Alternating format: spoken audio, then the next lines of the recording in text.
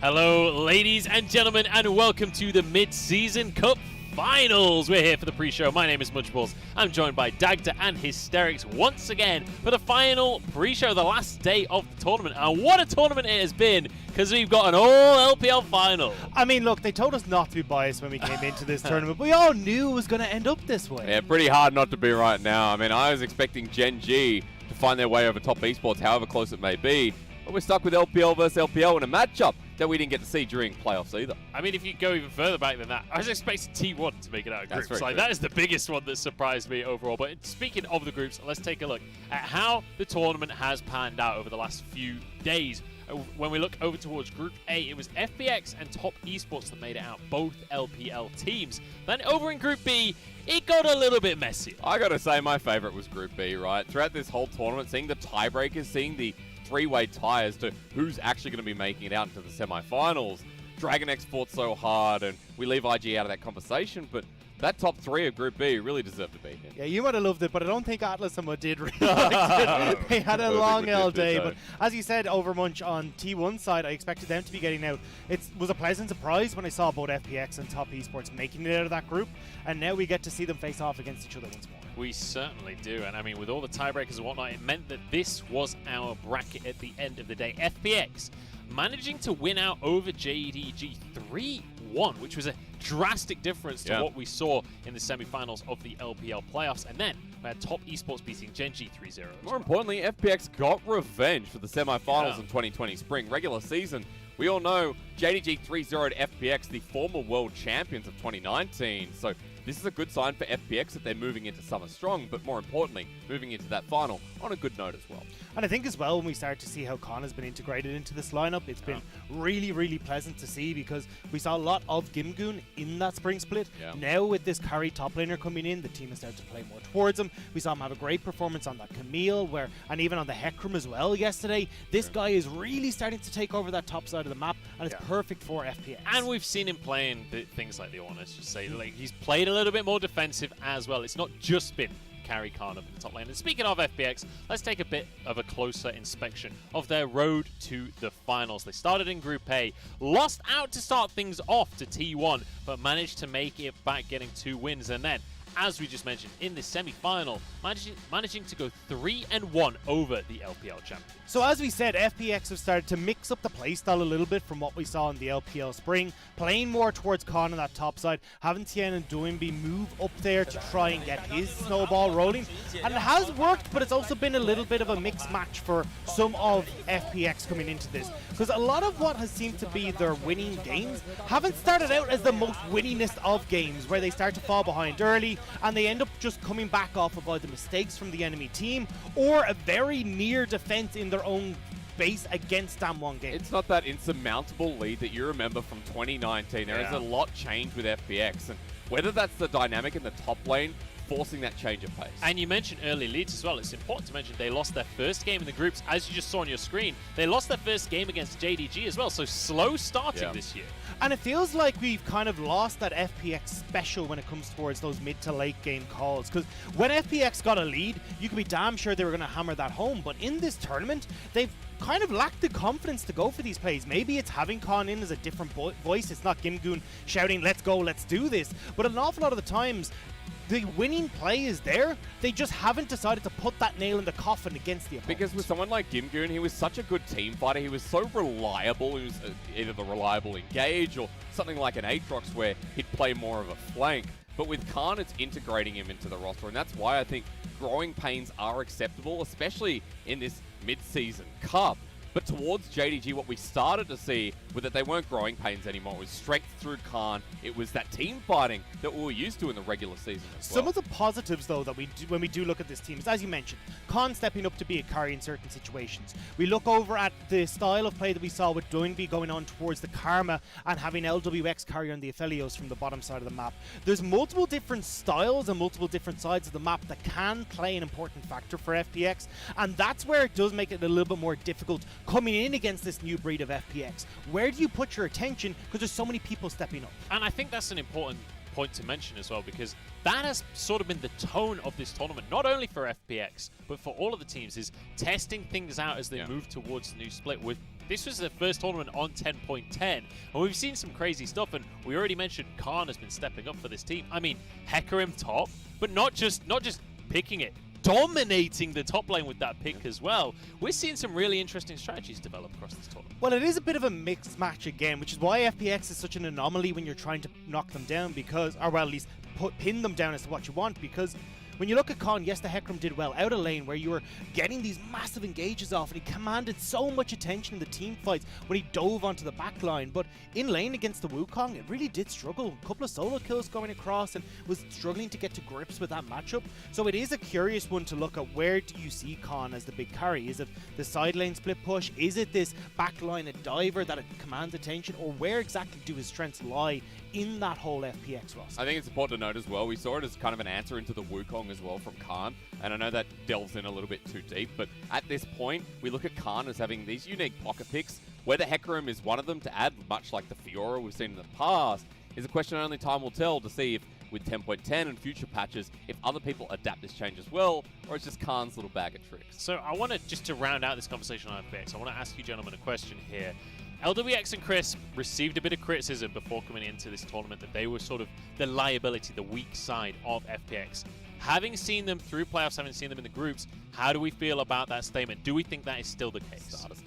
It still is a little bit. There were some games where they really did step up. Even Crisp in their very last game yesterday did look amazing on this Thresh. His hooks were on point, and even burning a few flashes that really should have been held on by the opponents. But it was still a little bit messy sometimes, where they'd go a bit over aggressive, they gave over some kills, or even the just falling back towards the likes of the Senna, where you don't really have the pressure to go aggressive in lane. So we didn't get an overall perfect view of how they now feel, but definitely a better foot forward. It's not that same dominance in lane from 2019, just to reiterate. I like that you bring up Chris once again. Yesterday, that Game 4 Thresh, he looked so damn good, and that's a really good sign for Chris that he is roaming, that he is moving very early into the game and starting to influence the map.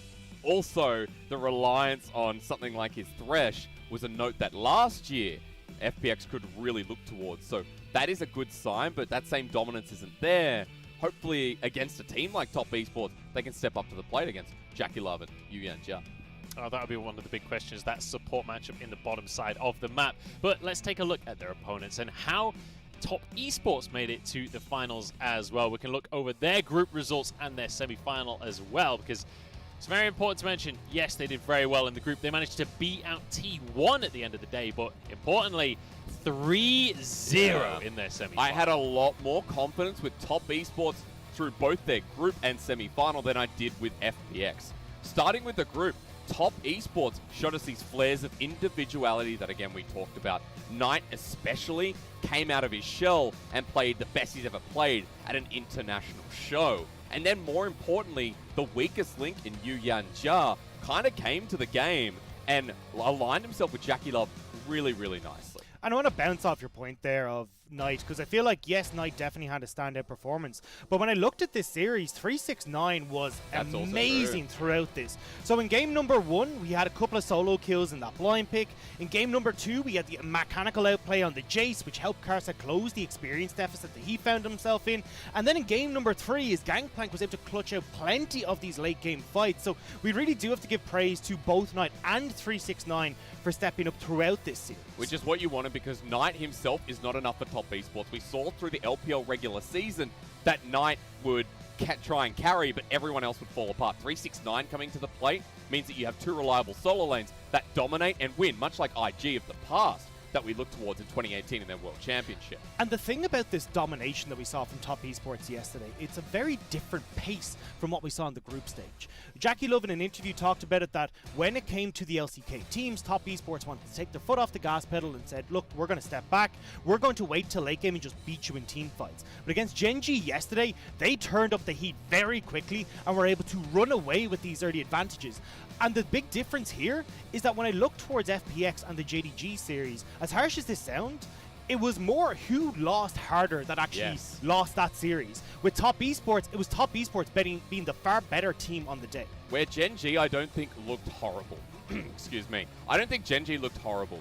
I think Top Esports just put them into really, really tricky situations which they couldn't really recover from. And I think that's showing the cleanliness of top esports, where they look like the better team, the stronger team, the more immaculate team coming into this one. I think it's quite a dramatic difference between the two semifinals that we Absolutely. had, right? The first semifinal was very much umming and ahhing, tiptoeing around these objectives and these really long, drawn-out team fights that we saw. Then semifinal 2, we saw top esports. It was a matter of just sheer confidence. It was a matter of stepping forward, knowing their win conditions, knowing their compositions, and the shot calling from Jackie Love. And that's the point I want to bring up. You just mentioned how valuable Jackie Love is to this team. It isn't just in raw mechanics. Never mind the fact that this guy is one of the best AD carries in the world. He's also an insane shot caller, arguably one of the best in the world. And it was when Jackie Love came into the top esports roster that we actually saw our spring split matchup between these two. It was in our final series of the split. It was week 7, and it was the decider that knocked FPX out of that second place position into third, because top esports won at 2-0. So I'm very excited now to see, with a new and improved top esports even looking better from spring split, how they do against this FPX. People will have to remember, just as a quick note, that IG, part of their success when they were world champions was the strength of shot calling from this young AD carry. So it looks like that's just reapplied to the new top esports. So let's transition our conversation then. We've talked about each of these teams individually. Let's talk about this matchup, because this was a matchup I was hoping for during playoffs. We never got to see it. And now FPX looking revitalized coming into this tournament and top esports. Very much still on top of their game, looking great like they did during playoffs. This time, JDG isn't in their way. And the funniest thing about this matchup is it has completely evolved in my mind based on the performance we saw yesterday from Yuyanjia. When I came into this series and looked at it, I was like, okay, if we get this top esports versus FPX, expose the bottom lane, have Doinby play towards that with this roaming style, and try and punish Yuyanjia as this new support that's come in. But after the performance we saw yesterday, Yuyanjia really stepped up. His Thresh looked good, the Yuumi looked amazing, and I don't think now you can just look towards that bottom side to punish it as heavily as you had before. I think now you've shored up that problem, and it looks like it's going to be a lot more difficult for FPX, especially when we saw JD still going for some of these Galio's bans, the likes of the Rumble bans that were super effective against FPX. I feel you go that same route, shut down Doinby, and control the rest of them. Yeah, so Denying those mid laners. it's a really big question, because we saw T1 versus FPX in the very first game of the MSC, and how Faker just controlled mid. Doinby was kind of stuck and couldn't do much in the game. And from there, FPX didn't have much of a say. I think, again, you rinse and repeat, where top esports in the past, it has always been about the solo lanes and how Casa can help control that.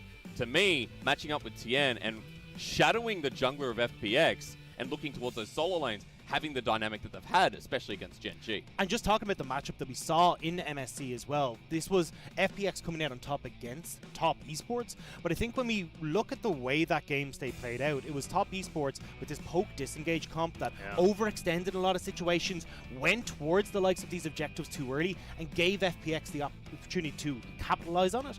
But since then, top esports have moved into a similar style, but played it far better and far superior. So I don't feel like we'll see a similar option. It definitely feels like a team that has evolved. And when we look at the Nightcaster duo from the start of the year versus now, it's a completely different story. So we're running out of time, gentlemen. We've got to head over towards the LCK. But before we do, give me a prediction here. Who's going to win out our final? I'm all in on top. They looked amazing. That's exactly what I'm going with. Top esports. I'm so sorry. It's going to be a 3-0 top esports. The solo lanes are going to win this easy. I don't think Doinby and Khan are going to hold a candle to the way 369 and Knight have performed so far. All right, well, we're out of time. I'm all aboard the top hype train as well. I have been since the start of this split. Let's see if they can keep the ball rolling. But FPX, they're the world champions. I'm sure they won't go down without a fight. Let's kick it over to the LCK studio and get the MSC finals underway.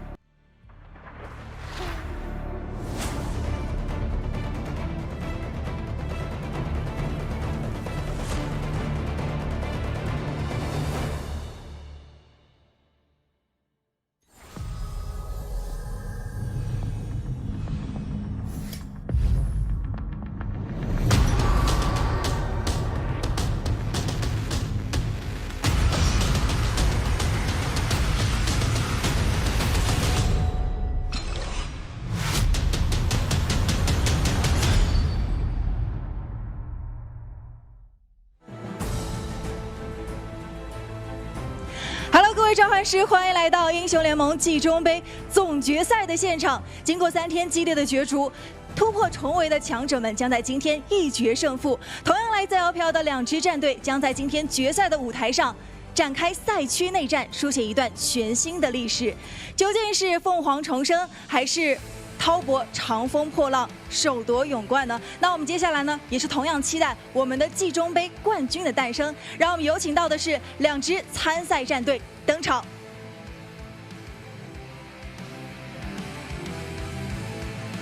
首先欢迎 FunPlus 战队登场。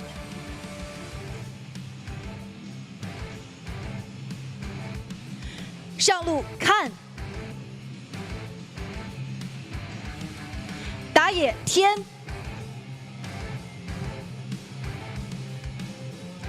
中路 Doing B，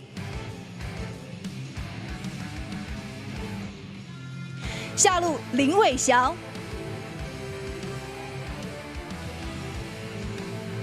辅助 Crisp，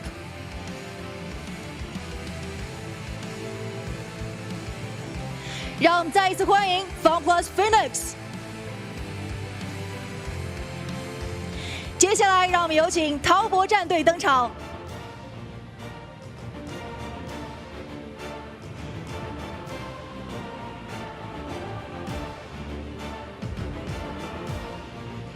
上路369，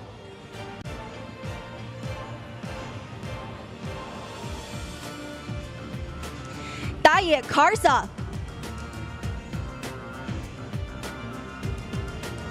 中路 Knight。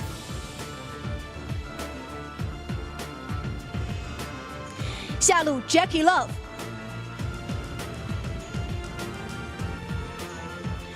辅助预言家，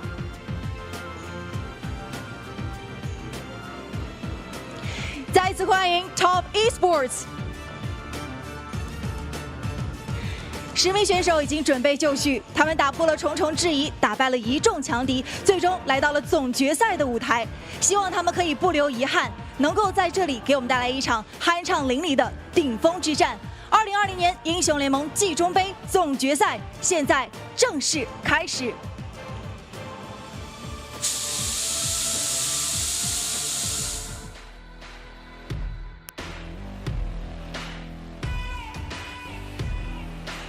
春季赛、季后赛的时候，就是我们的成绩并不是很理想，当时大家的状态都不是很好吧，然后队伍也没有调整到最好的那种状态。现在整个团队的话，还处于一个摸索阶段。作为新人辅助，第一次打这种国际性赛事，赛前可能会有点紧张。我感觉这个版本在前期能掌握节奏的队伍还是会比较占有优势的。哇，这一把FunPlus的节奏就属于还可能我们认知当中他们应该打出的节奏，就打得比较快嘛，就打前中期嘛。就外界都比较看我们，就我们的优势可能就都比较敢打吧。辛德拉这个位置很关键，要不要克利的了吗？推到2个，哦，没有被推到，闪现吧，哇，但是闪现拉得很快，大招直接灌到 BD 脸上。 이번 버전이라서 딱히 더 특별한 장점은 없고 어느 버전이든 간에 다 잘할 수 있는 게 저희 팀의 장점인 것 같아요. 起飞 ，nice 小天 nice 2个 nice。这次 MSC 的话，打到现在，每个人的不管是心理啊，还是就是游戏方面，我觉得都挺好的。我给传，我们会觉得有机会就会先去尝试拼。 LPL 其实我们这赛季的优点在每个人的个人能力吧，都非常好，所以我觉得这次比赛应该蛮好看。其实龙宫里边盘旋很多，一个卡拉维没了。这不是最后一次决赛，所以说希望后面放平常心，不要有太大压力。决赛的时候我们发挥出自己的真实水平，争取拿个冠军吧。起飞！可能要更加小心他的文南那边中地是一个比较神奇的人。反正我的风格就打起来都一样。 就我们都进这么多次决赛了，这个冠军肯定是轮到我们 TES 的了。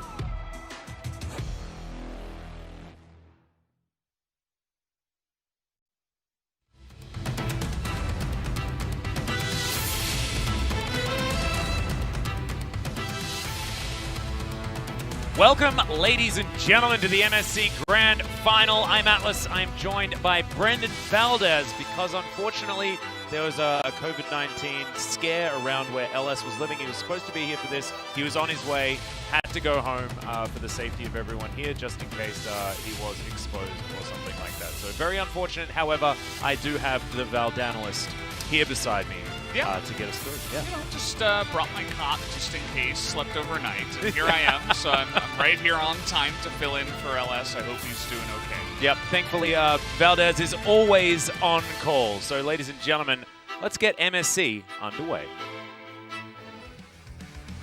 And starting off, we will bring up the lineup that you know and love, as Kantian, Doinby, LWX, and Crisp are going to be your FPX roster. Khan being the only real change here, no Gimgoon this time around, and Khan has looked brilliant so far this tournament, and certainly more of an upgrade than I was actually expecting, to be perfectly honest. I've actually always spoken pretty highly of Gimgoon, but Khan has been on another level, actually looking much better than he was last year here in the LCK. Yeah, it does feel like he's back in form, and he definitely deserves to have this permanent spot on the team for now for this tournament. And I wouldn't be surprised if that does extend into the next split over at the LPL. As we're taking a look at the guys over here on the side of FPX, I know that most of the predictions were going across the aisle towards the side of Top Esports. But as was even said in the interview, Doinby is a guy who has some magic. Oh, yeah. That was said by 369. And I feel like FPX is a team that can sometimes pull out the magic, and they have great individual skill.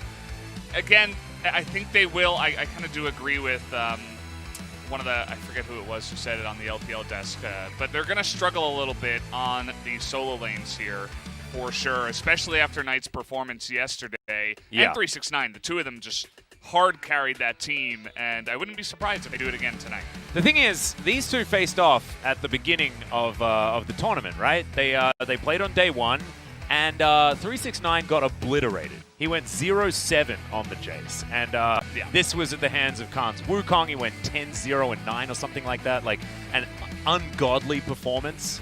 And so if that happens again, then actually I think that the tables get turned back. I predicted top 3-0, actually. This squad that you can see right here, 369, Carson, Knight, Jackie Love, and Yuyanja. And here in Korea, we are terrified of this particular roster because they slaughtered Gen.G in a very quick fashion yesterday. You may not remember because it wasn't a very fast series. It might have just flashed before your eyes. Yeah. But yet they made certainly very quick work of our LCK representatives in the finals, and now we get the playoffs match that we were denied over in the LPL for spring 2020. So very excited to see who is actually going to reign victorious, because Top got very close to being the #1 team in China for spring. They were one game away before JDG locked down that 5-game series in the LPL final. Now we've got the 2019 World Champions up against them in this one. And look, Doinby actually came back and stayed playing League of Legends professionally so that he could win MSI. MSI isn't happening. We're going to change one letter, and we'll see whether Doinby can possibly get there for the MSC here today. We'll have to wait and see. I know there were, I think 3 people I know did go 3-0 for FPX. I don't know if that was very advisable. I wouldn't advise that you bet on that. But did win for it. He went for 3. He also said 3-0. that Gen.G were going to 3-0 Top Esports. So I think maybe, just maybe, he's guaranteed a 3-0 for Top. Yeah, I don't know. His predictions were good up to a point, and then all of a sudden it fell off a cliff, much like the LCK drafting in this tournament. Yeah, that was, I'm still trying to forget that, like it was some kind of weird nightmare that we had last night. Yeah. But it did happen. I did get some interesting insight, actually, from Wadid about Ruler and his tendencies when it comes to the Varus.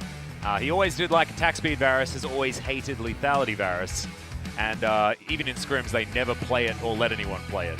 Yeah. So in a blind pick, just shows that maybe a little bit too stubborn to pull out that particular option. Side, you know? Yeah, or pick it in the mid lane or something. Like, just have it on the team somewhere. Yeah. I don't know. They just are not a big fan of the Varus. Yeah, doesn't actually matter, though. They are not in this particular final. We have 2 Varus pickers this time around, so I'm excited to see what they can do with it. Jackie Love especially was just on fire on the Varus. I believe he got it in day 1 as well, and also went to town on people.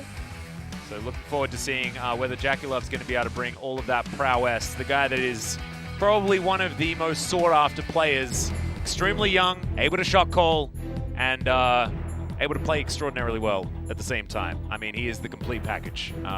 You don't need to be a car salesman to get someone to buy this dude. As we are into the blind pick for game number 1 of this best of 5 FPX versus Top Esports. FPX will be on blue side, but because it's blind pick, it barely really matters apart from some map stuff and access to Baron and things like that. Knight thinking about Diana, which makes me very excited.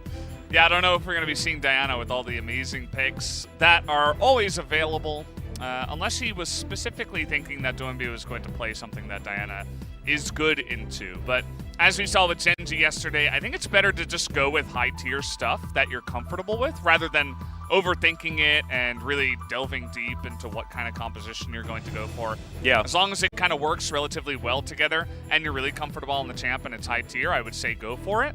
And it seems like Top Esports, they're just mainly locking in comfort here.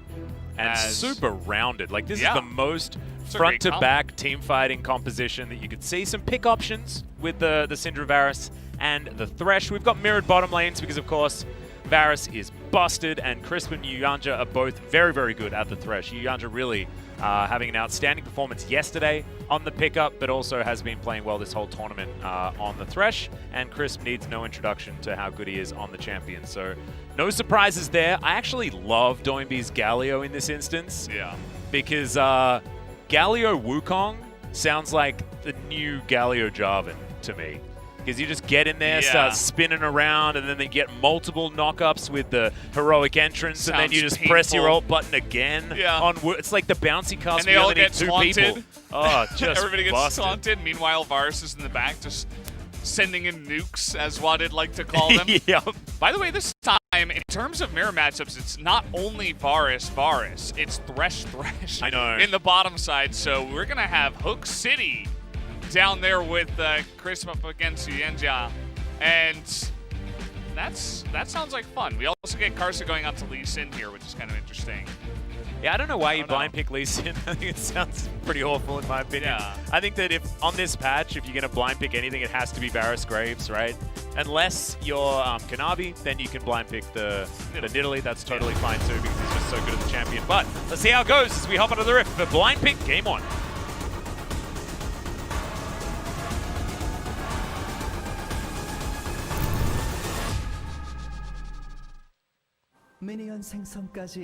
And here we are. Welcome to Summoner's Rift, ladies and gentlemen. Game number 1 of the MSC Finals. FPX 2019 World Champions up against Top Esports. The team that has Knight, the Chinese mid laner, who has been spoken about for many, many years. Not many, many years, only a couple. He's pretty young. But he's been lording over Korean solo queue for a very long time. This guy has been spoken about, and then he played internationally. It was a disappointment. Now, it's certainly not. As Khan is going to find 369, but there is a caster waiting in the wings, and we'll see whether Khan does make it too far. The bait. Oh, he has been baited. Caster turns up. Now Khan, yeah, and he's already used his Q. I think this should be either a flash or just a first blood. And they are going to flash for him, but great timing by Khan. Keeps himself alive. Double flash for flash. In the end, Khan actually comes out ahead, although he has to use his teleport. Yes, it's not so bad. I mean, that was a little bit interesting that they went for it that way, but Khan actually playing that out really, really well in terms of the flashes, as we're always going to have Flay shenanigans down here on the bottom side. Double the Flay shenanigans. TP used by Khan. He should be getting back. As we're going to take a look at some of the... Oh god, where are the plays going? There's another exhaust to come out here as LWX down to about half health, but Jackie to 100. Now they're trying to turn it around as Yuyanja, what? Just going 1v2 boss mode here as the Thresh. It's Aftershock versus Guardian, so one of these Threshes is not like the other. Yeah, there's that. Yuyanja's kind of, he's going to be keeping himself alive pretty well, whereas the Guardian will help out LWX a little bit as well. Oh boy. Hook's going to come down. There's the Flay. Good flash as the Hook barely misses LWX. Just breezed past his buttocks there, as you just saw. LWX still sitting on about 300 as Jackie Love with that ward in the brush should be able to start bullying this lane. This has just been Biffo since the very beginning.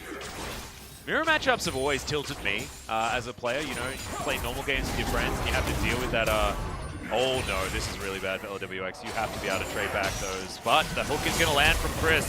The flash does come out, but in comes Casa. Right place, right time. First blood to Top Esports.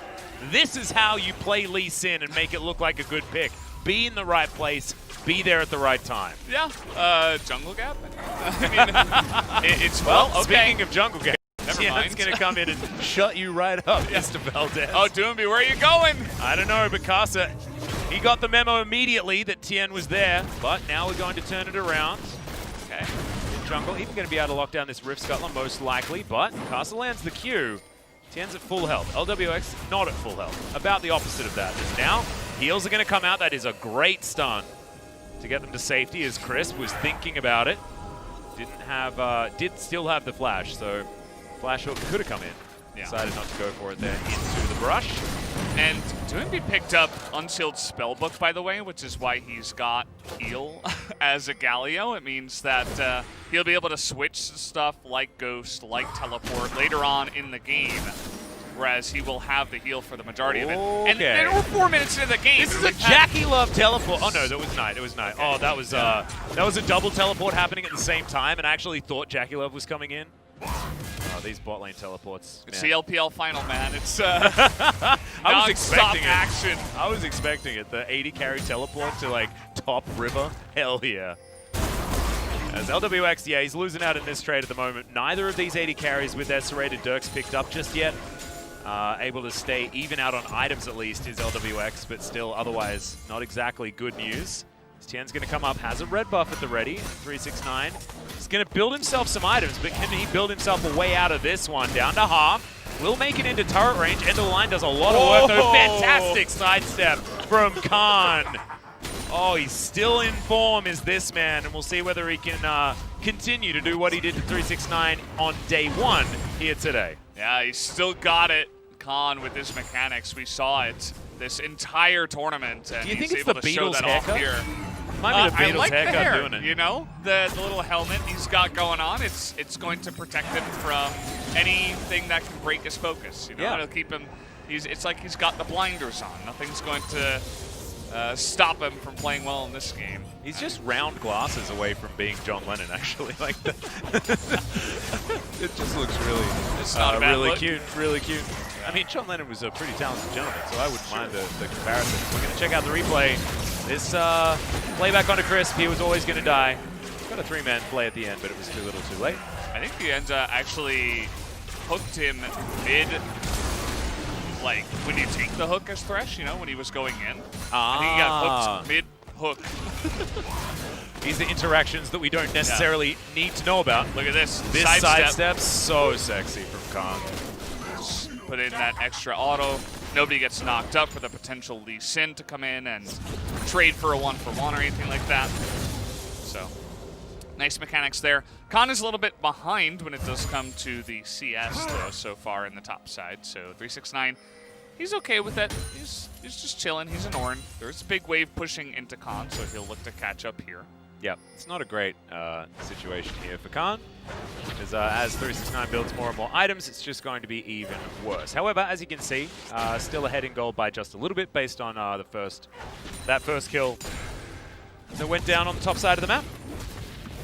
So all is not lost, absolutely, for FPX here. And this composition, I'm favoring in team fights. I think the top esports have a lot more ability to capitalize on vision.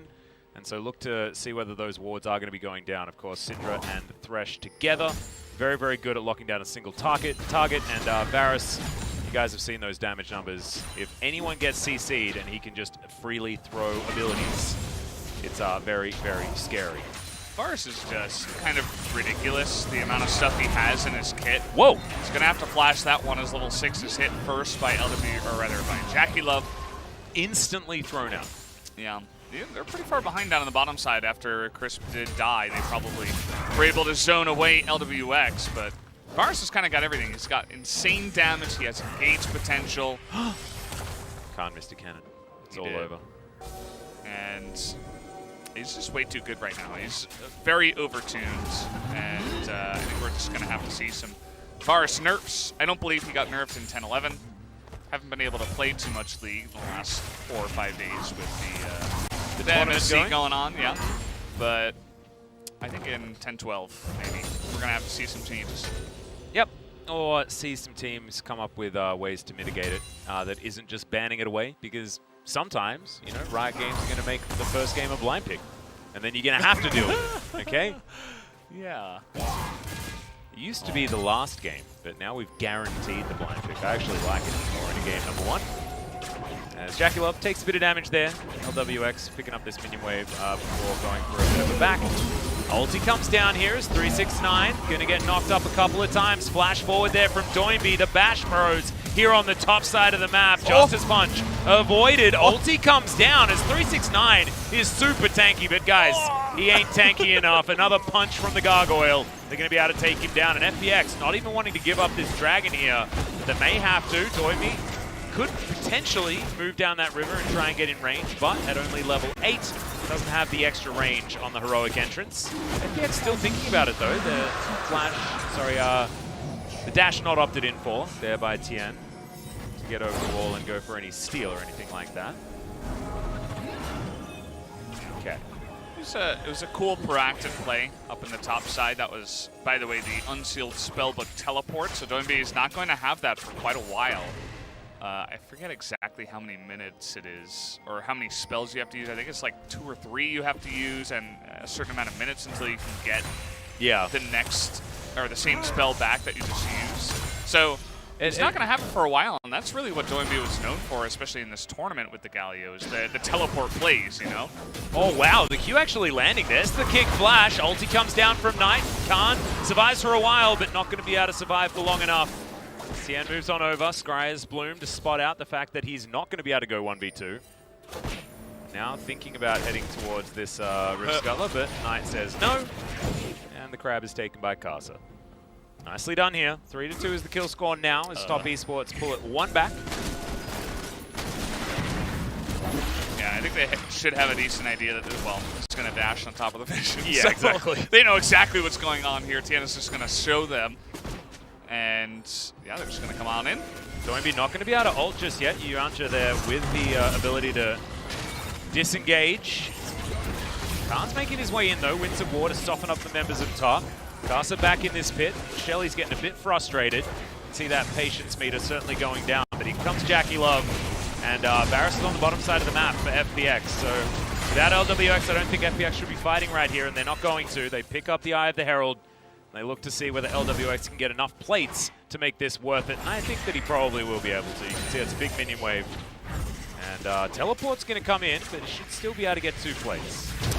Yeah, and this is a difference that what it was talking about yesterday when we did have the first blind pick game of the day, when it was Varus versus Varus. One of them went for Teleport and Gathering Storm. The other Varus went for Heal and Scorch. So one side going for a very lane focused build, the other one going for a, more, scaling game focus. But we didn't see the Scorch or Gathering Storm difference, but there is Heal versus TP. Going back to this play, again, Doinby had to use a lot to pick up this kill. And it's up to you guys to really figure out whether this was worth it. Yes, they do get the kill. It goes to Khan, which is great. Having a fed Wukong is good. But at the same time, they give away the first Mountain Drake, and Teleport now is on cooldown. This is a fantastic mechanical read by Karsa, knowing exactly where that Wukong is going to stealth to, tracks him down, picks up the kill. Now Crisp possibly caught out of position as well. Very close on the Scat of the Week stun there from Knight. Crisp is going to be able to make it out. Yuancha going to try and get some sneaky hooks there, but Crisp not going to be hooked today. Top will move back towards that bottom side. Jackie Love sitting at a couple of waves ahead at the moment as he pushes another wave into this turret. Chris missed the ward there. Actually, both control wards he put down as well. Will miss that ward, and we've seen that ward do work. Yeah, well, there's the hook. It's going to land on Jackie Love, and he just pops. Good night, Sweet Prince Crisp. Going down low and goes golden as well. Tien here at exactly the right time, and now Top do have to run away. Their tail between their legs, but FPX now able to get another kill on the board. They're only 100 gold in the lead. But you can see Karsa still sitting on that Eye of the Herald, so maybe able to eke out a little bit more cash before these turret plates do go down in a minute's time. Karsa comes in, teleport coming down yet again. We are fighting one more time, ladies and gentlemen, as there's the call of the Forge God, avoided by Crisp as he comes on in. He knows that he's dead, but LWX is going to go down first. The entire bottom lane has been destroyed, and Top Esports get their revenge very swiftly. Doimby here in the mid lane should be able to get himself a plate as Khan's ulting a minion wave, because why the heck not? Yep, just try to push that one down as fast as possible, I suppose. But Top Esports definitely going to get a pretty nice win here, especially because JackeyLove went mid, stopped the Galio push, and we'll see maybe even this. Oh no, it's going to die right there. As we do see, JackeyLove has to be aware of the range and be ready to flash. He just wasn't expecting it. He had flash. When it's coming straight at you, you have to get out of there. Yeah, so that's kind of just an outplay and a little mistake from JackeyLove, and then the follow-up teleport coming on in from the Syndra. Or actually, it was both. Yeah, so Syndra double and TP. Dawn, And it didn't matter that the Ornhorn missed because Syndra does a lot of damage and is pretty insane, especially in the hands of someone like Knight. And he just picks up another kill. He's got the most CS in the game. Wouldn't be surprised with the way this game is going if Knight just runs away with it once again.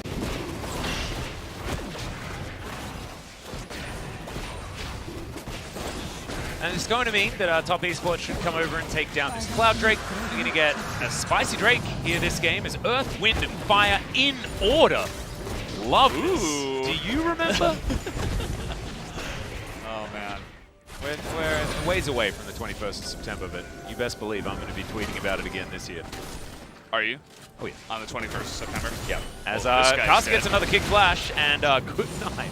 Wow. Good night? Yeah. I get it. Yeah. Because Knight. Yeah, he was good. Yeah. He gameplayed the heck out of Tien right there. He pressed his buttons really well. Yeah. He pressed R, dude. Yeah. Sorry, his button. Yeah. Very well. I think he pressed Q beforehand so he could add an extra orb to his R. Yeah. But really, that was just a nice play by Karsa. Yep. Good denial of vision, and that's what sets it up. Tien has to be careful when they're behind. He has to understand that they are behind right now in this game.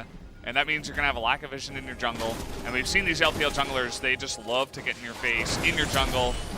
I mean, he saw the control ward with his scanner. You know, you can see it's a difference. If it's a regular ward, it pops up.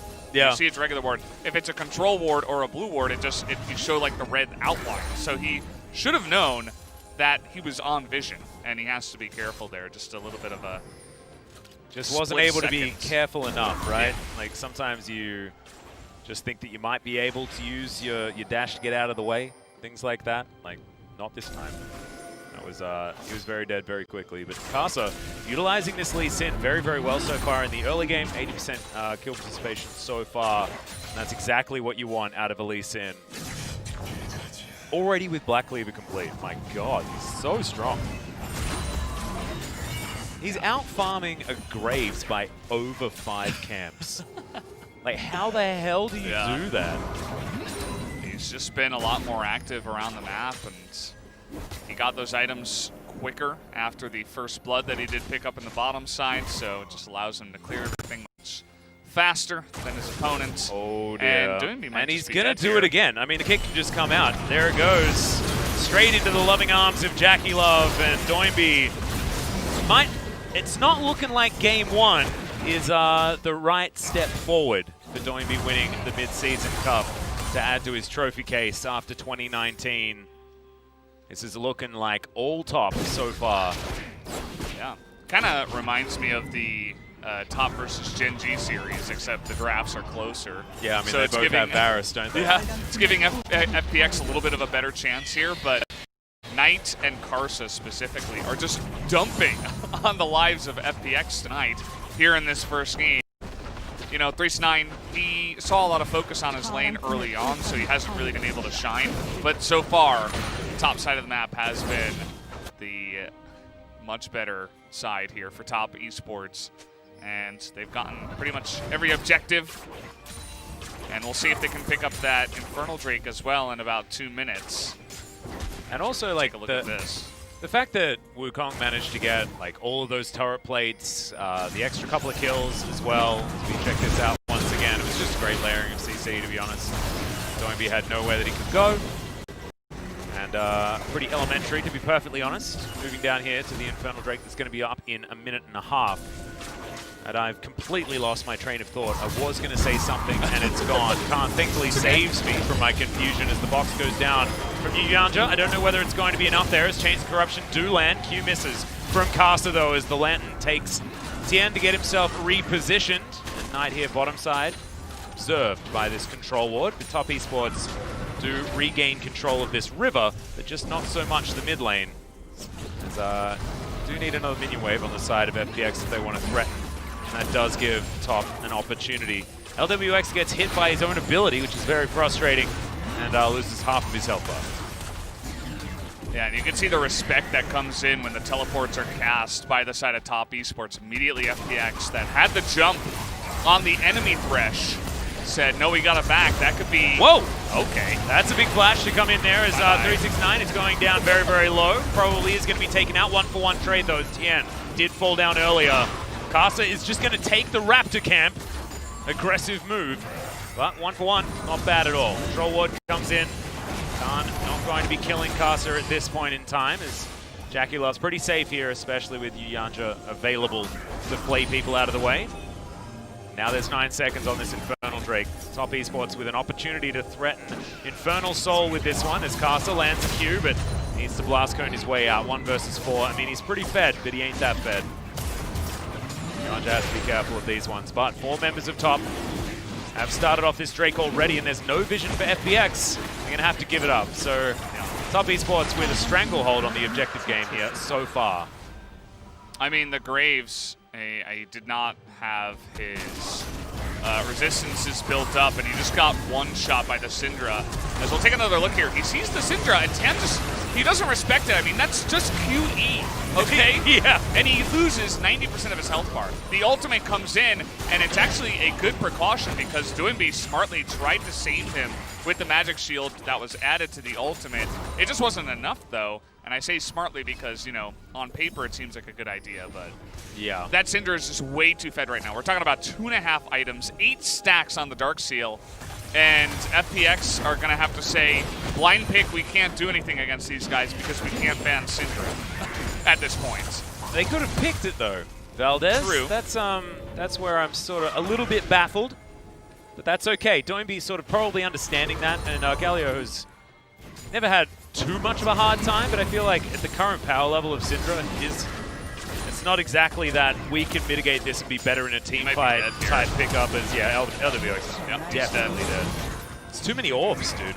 Too many orbs. He's just too fed, right? It's a Varus who has 0 resistances, by the way, none, and he has a last whisper though. Okay. All right. That'll help. He's got him. something going for him, I guess. Well, Chains of Corruption land. That's a great hook out onto Khan. That wasn't the real one, though, as the real one has started the ultimate up onto Casa. Not doing nearly enough damage, but Knight is pushed below half health. Might give them an opportunity. Khan presses his R button for fun as it was running out. 3,500 gold here, the lead for Top. 3 minutes until that Infernal Soul is available. And I think that is just one of the last nails in the coffin. There's been a few of them so far this game, especially with the amount of just objective control that Top have had. But that could certainly be the last one, as thankfully something misses from JackeyLove before he takes that Lantern away.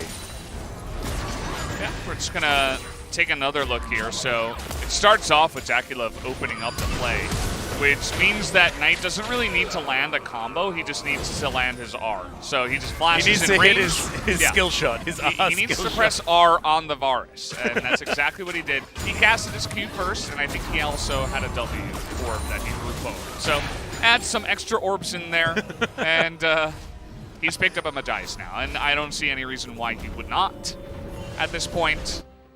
The guy is just, he's super confident on this pick. And mega fed, and it's exactly the right time to be pressing up as this Top Esports team composition I think Top's just very, very good at recognizing when their composition's strong and then forcing fights. And unfortunately for FPX, it's in their nature to just take all of those fights anyway, right? They can't help it. They can't. It's instinct, you know? It's one of the reasons why we love them. But unfortunately in this game it's working against them. The ulti does come down, and speaking of FPX going aggressive, they are going to go for Kasa. Unable to though, as Khan, he's going to come in and try his luck. Gets exhausted though, as Yanja keeps himself alive, and now another opportunity to try and get a re-engage happening here for Top, but Call of the Forge God doesn't really do enough. Ulti can come out. Oh no, not yet. As Chris gets himself out of there with the help of Doinby. This is what you were talking about, you know, they just, they can't help themselves. They have to fight, and in that case, it wasn't so bad because it was 5v3, but I don't think they had the vision to, you know, they weren't respecting vision, because the Syndra could have been closer. And there was one other guy, I think it was Ornn actually, who was a little bit behind the rest of his team. But what they were seeing was, hey, we almost got the Lee Sin, we only see 3 members, maybe we can force a fight here. Okay, actually they did see the Syndra up top lane, so that gives them some extra knowledge as to, you know, why they would try to force the fight. Fortunately, there's no real follow-up because eventually, you know, they get too scared to get close enough. LWX throws out a Q. And Tien, like, he flashed as soon as Knight was anywhere near him. Yeah. It was, and understandably as well. He knows. See how scary Knight is, right? He knows who the alpha on the Rift is right now. Ooh, yeah. It's not his mid laner. It's actually the enemy mid laner. That is good old Knight. But 3,000 gold is the lead for Top at the moment. And they're looking at the Infernal Soul that's coming up in 15 seconds. Kasa in the area, they have full vision control. 369 with his teleport available, pushing out the top wave. And is going to move immediately here. They're not wasting any time as there's 5 seconds to go before Infernal. They need to get the Forge God in range.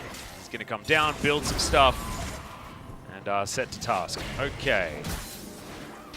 Will spot out Knight and Kasa as they have started.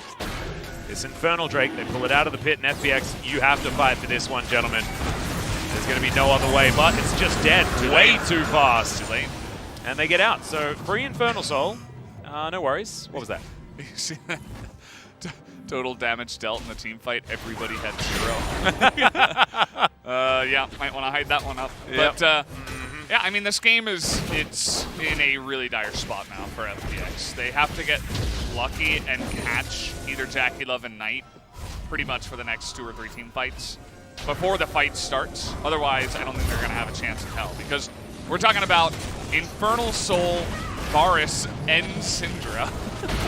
Yeah, and it's insane. Ginsu's Wraith, there's the Wraith Blade done as well, as now Doinby looks to try and grab someone, but he's not going to be able to do so.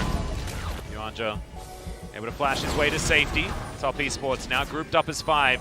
Only their Thresh limping for the moment. Call the Forge God comes out as, yeah, you don't want to take that Lantern LWX. Oh dear. And thankfully he used his noggin on that one and did keep himself alive. Khan down to about half health here as Kasa pressing in on this inner turret. Looks like Top do have Baron on the mind for now though. You could probably just go for it. You have really nice turn with Syndra, Thresh, Ornn. Just blow the Ornn horn, and it's going to be really difficult for FPX to really enter the pit. Unless they do go for, you know, just put the blinders on and dive the back line. Wukong Galio, you were talking about that combination. Yeah, I'm going to stop talking about that combination now, Valdez. I mean, it's their only hope, though, right? It's like the only thing they have, because Graves isn't really doing anything. Their Varus is...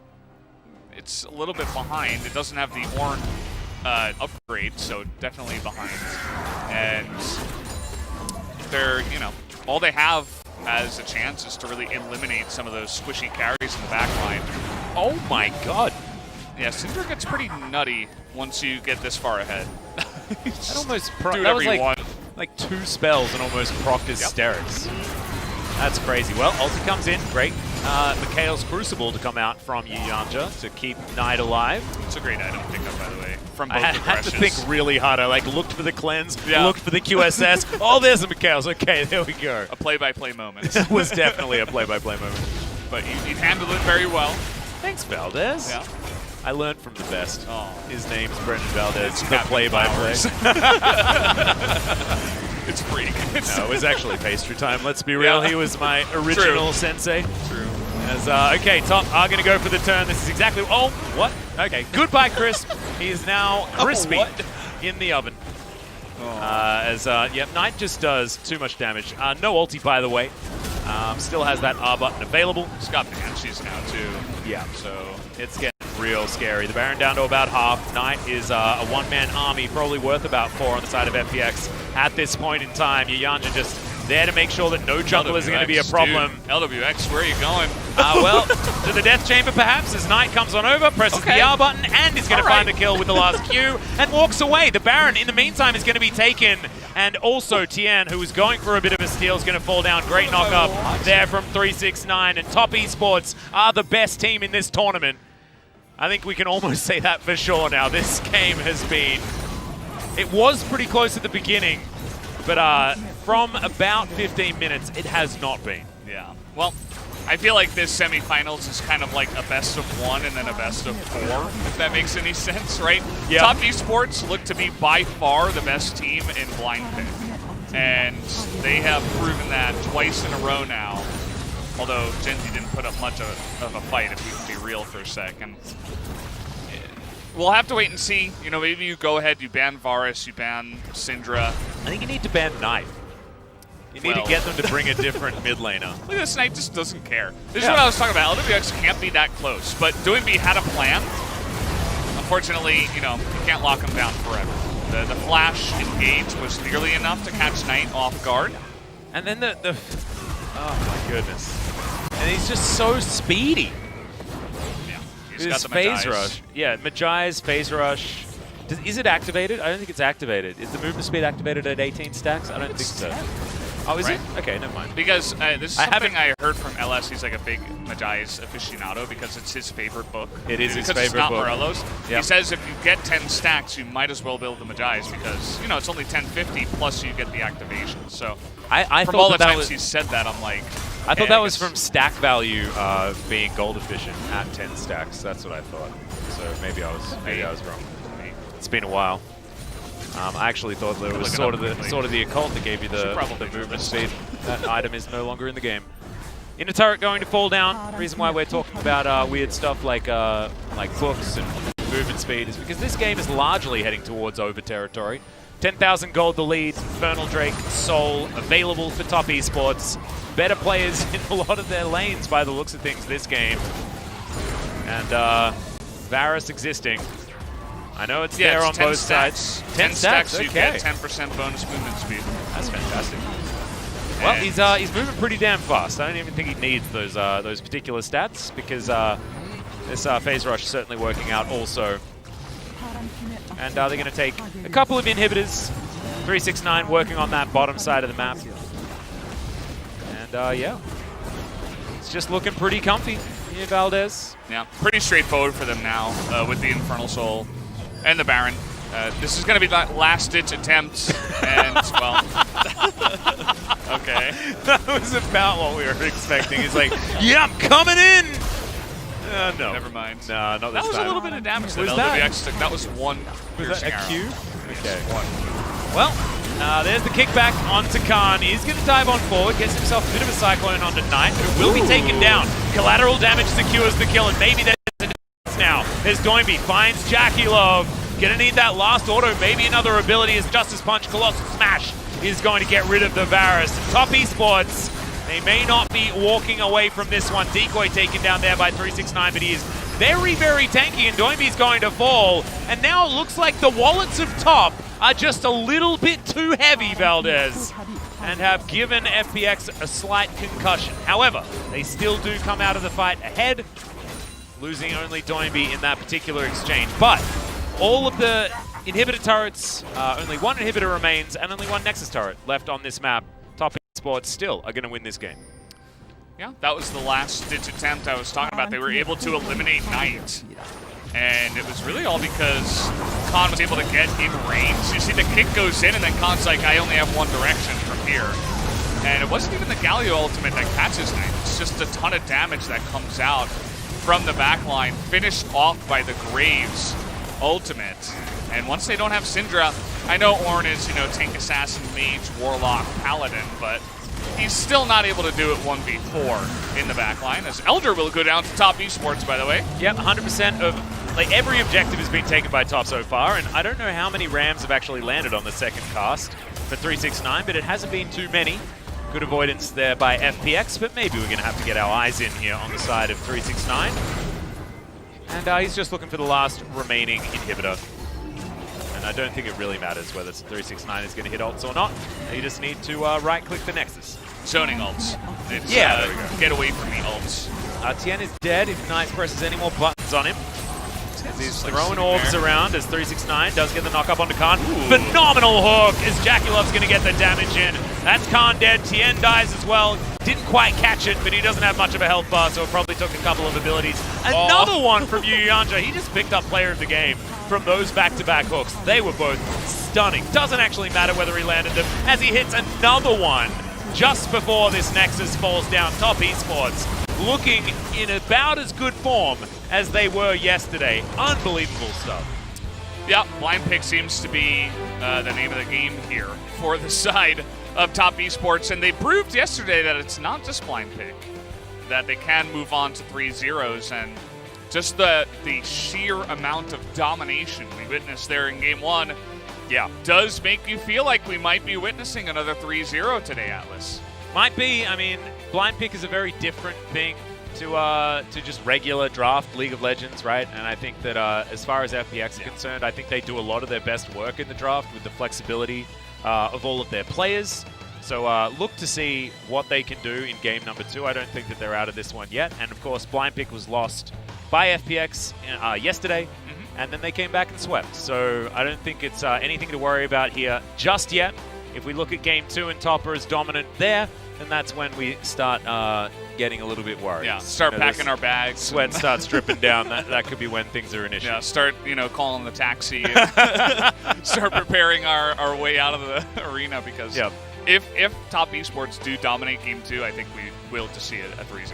And I think we're also witnessing the rise of a new LPL superpower, man. Like, we always knew that Knight was fantastic, but Top could never really get themselves together. I think that Jackulov was that missing link that's been able to put these guys together, and my God, even Yu Yanja looks so much better, and he is a very new player, right? And it took a bit of time to get used to everything, but just jumps onto the international stage and says, all right, now I'm starting to feel myself. Things are working out. That's not normally how things go, by the way, guys. It's the I'm opposite. feeling comfortable here on this international stage. All this domestic video gaming, I don't like that. International stage, much more comfortable. That's not much high enough better. Stakes for him. Yeah. And let's have a look at some of these highlights as well. I mean, I want Yu Yanja to get the player of the game for this one, but I don't know whether he's going to get it. I'm not allowed to vote, so that's no worries. As these are the highlights. This certainly started well for FPX, but then Carcer came along and said, no. This is my early game. It was either going to be Carcer or Knight for me. I did vote for Knight. I just feel like the way he uses his lead is pretty intense. Like, there's not many other mid laners that once they get ahead on a champion, they just dominate and have that much presence on the map like Knight does. Obviously, Syndra is a champion that, enables that a little bit more than some other champions, but Knight certainly was the, what is it, the jelly to the peanut butter, right? Like, Carcer comes in, gets it all started, and then Knight puts an end to it.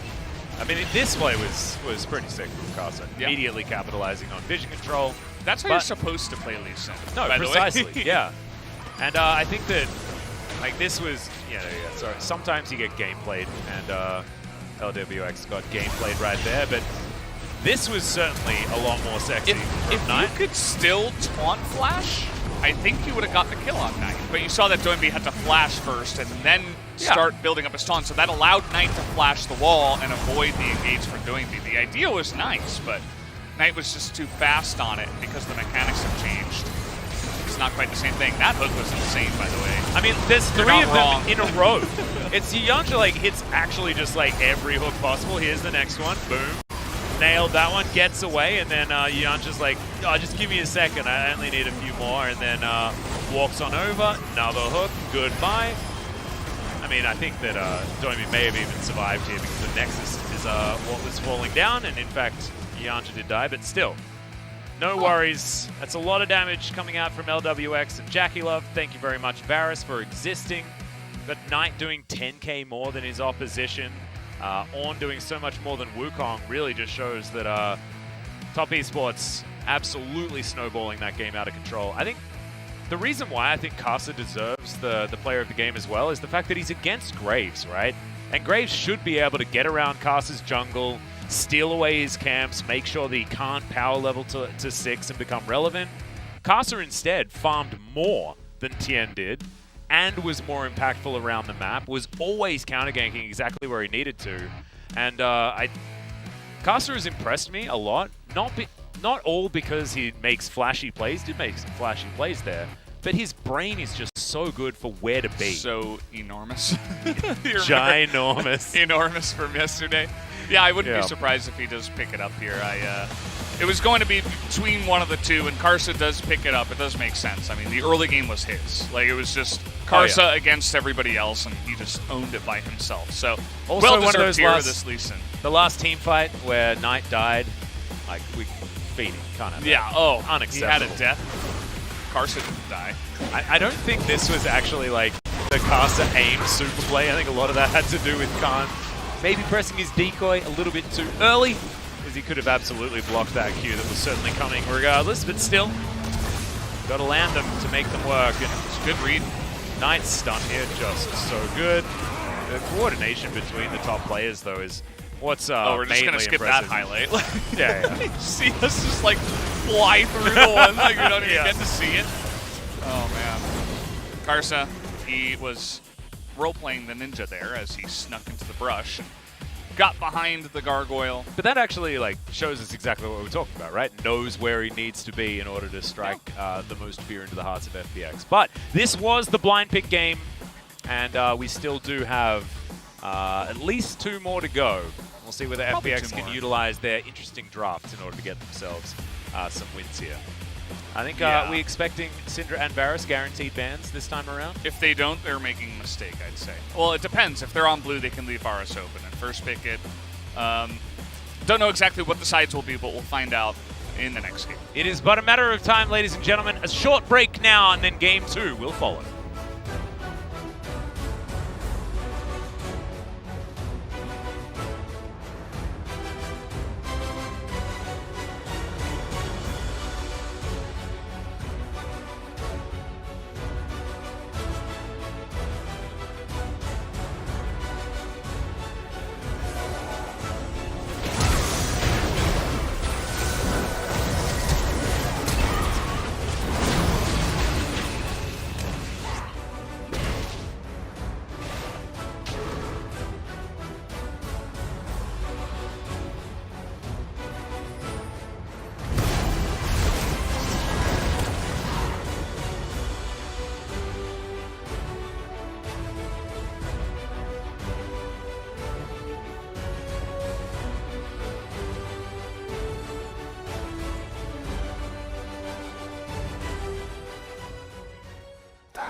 카드가 나로 폼이 꽂힌다. 모바일 모바일 다른 말로 LOR 찍먹 LOR 슝 카드가 두둥 카드가 두둥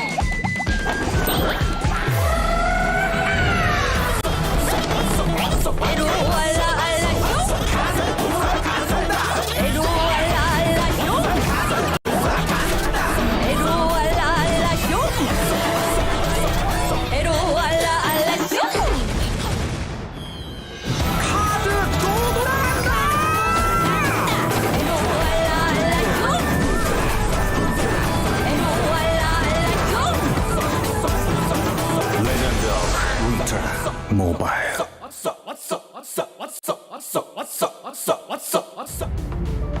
Prove yourself and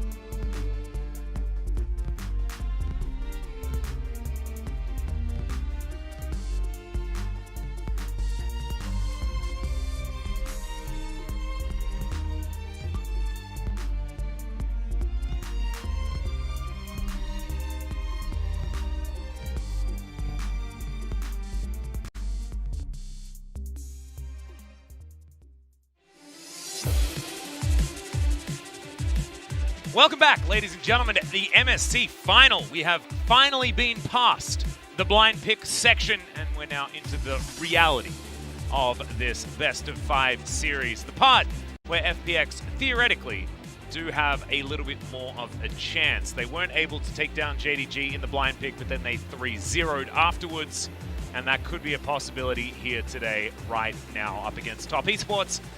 Unless Top continue playing the way they are, because I don't think the champion picks necessarily dictated just how strong this team were. I think it was largely to do with the form of their mid-jungle, right? Like, Cast is playing out of his mind today, and Knight is still just a god. So really looking forward to how this one is going to shape out as we get into our first real draft of the match. Yeah, we finished our best of 1. That one went to the side of Top Esports. Now we're going to go into our best of 4. It doesn't even make sense, but that's the way it goes.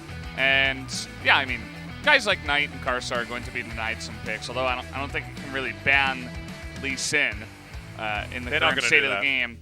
So again, as you were kind of facetiously saying in the game, you can't, you would like to ban Knight or Karsa. That would be nice for them, but you can't actually do that. So, I don't know. They're just going to have to play better here in game number 2 and try to pull out some really wonky drafts that we haven't seen really before to overcome Top Esports, who look like, by and far away, the best team right now in the MSC. 100%. I think that Top are proving themselves to be the absolute favorites. You saw all of our predictions. Mine was a 3-0, I believe. Yours was a 3-1, all for Top Esports. You saw, if you were watching the pre-show with the LPL gentlemen, they were all for Top Esports also. I do need to reiterate, guys, that it is due to technical reasons that the LPL commentators can't be with us here on the broadcast in the games, of course, for an LPL versus LPL final. We wish it could have been those guys that were up here, but unfortunately, you are stuck with us, so hopefully you're enjoying the show regardless. But shout out to those guys. I know that they are super hungry to be here, and hopefully for the next international tournament, be it Worlds or something else, that they will get their time to shine. But here we go, into the first draft of this series. FPX will be on blue side. And what are the chances that Tien first picks Lee Sin? Like, maybe it happens. No. Maybe it Please, happens. no. He's got a skin for the champion, I don't care. That doesn't matter. That's not a thing you can do right now. And we are going to see Trundle banned. Varus has to be banned on red. FPX not going to ban away that one. And I think we should see a Syndra ban. Yep. It is. And so what we expected does come true. 100%. Now, Top Esports thinking about what they're going to ban away next.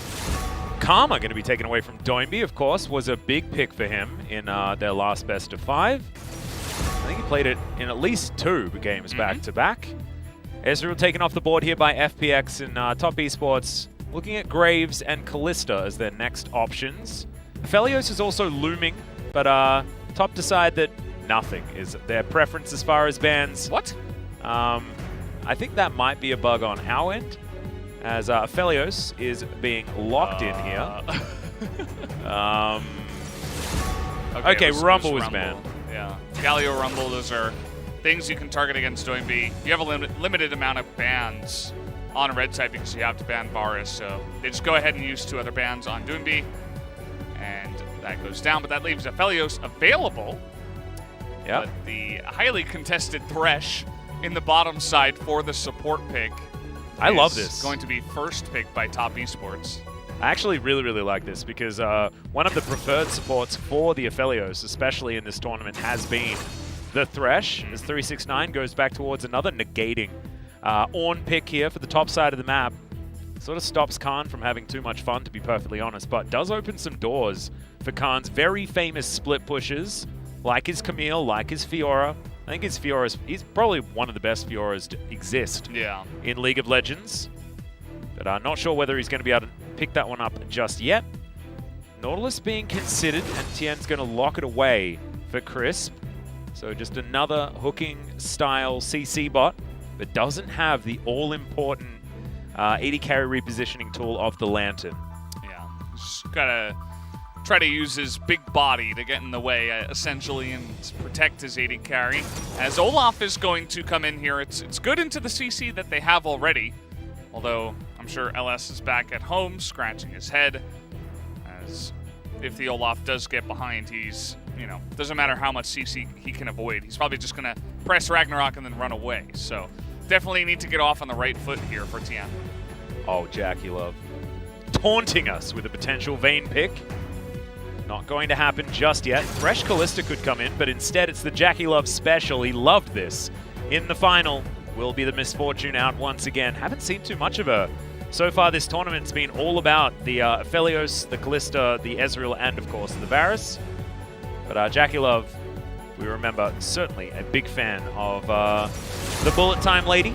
Set going to be banned away here, and I'm looking at the FPX draft, and I'm thinking that there could be some funny business. Doinby popularized the Nautilus mid many moons ago, and he could be back on it here in this game, and then the Yuumi could be picked up for Crisp, which pairs very well with the Olaf. And I wouldn't be surprised if we see a Yuumi pick up here for FPX. I think it'd actually be really intelligent.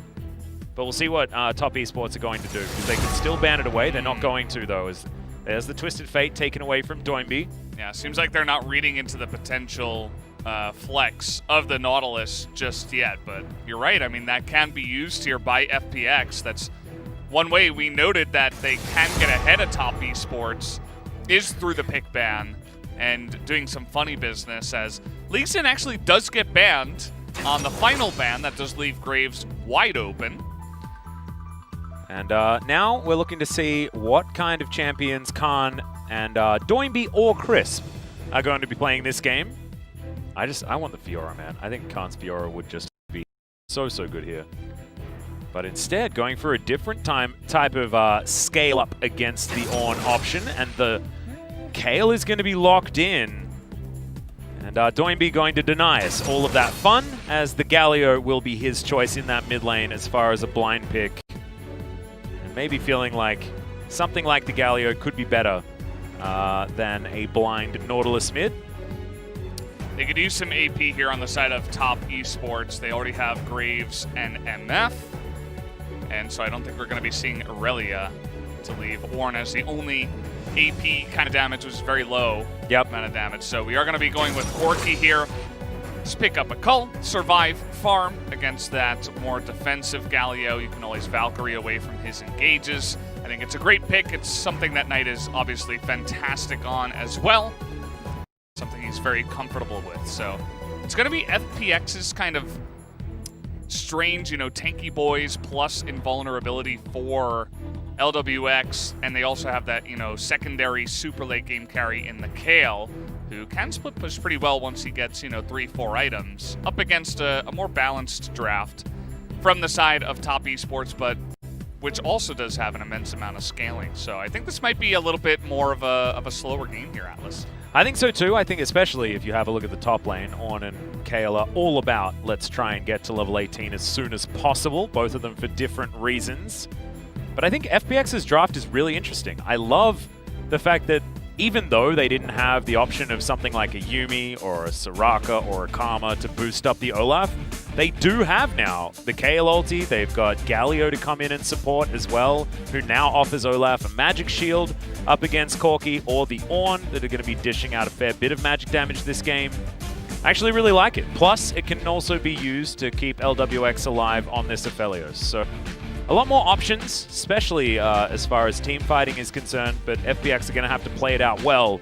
And if the form of Top Esports continues, I think it is still going to be a difficult one here for this squad. Yeah, it'll be interesting to see how Karsa does on Graves. A very different pick from the Lee Sin. See if he can farm it out. Yeah, well, let's do it. Let's get into game number 2.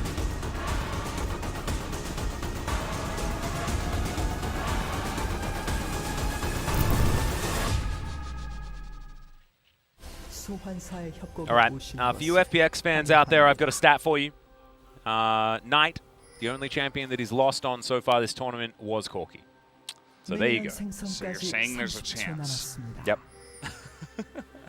There it is. Well, I don't know.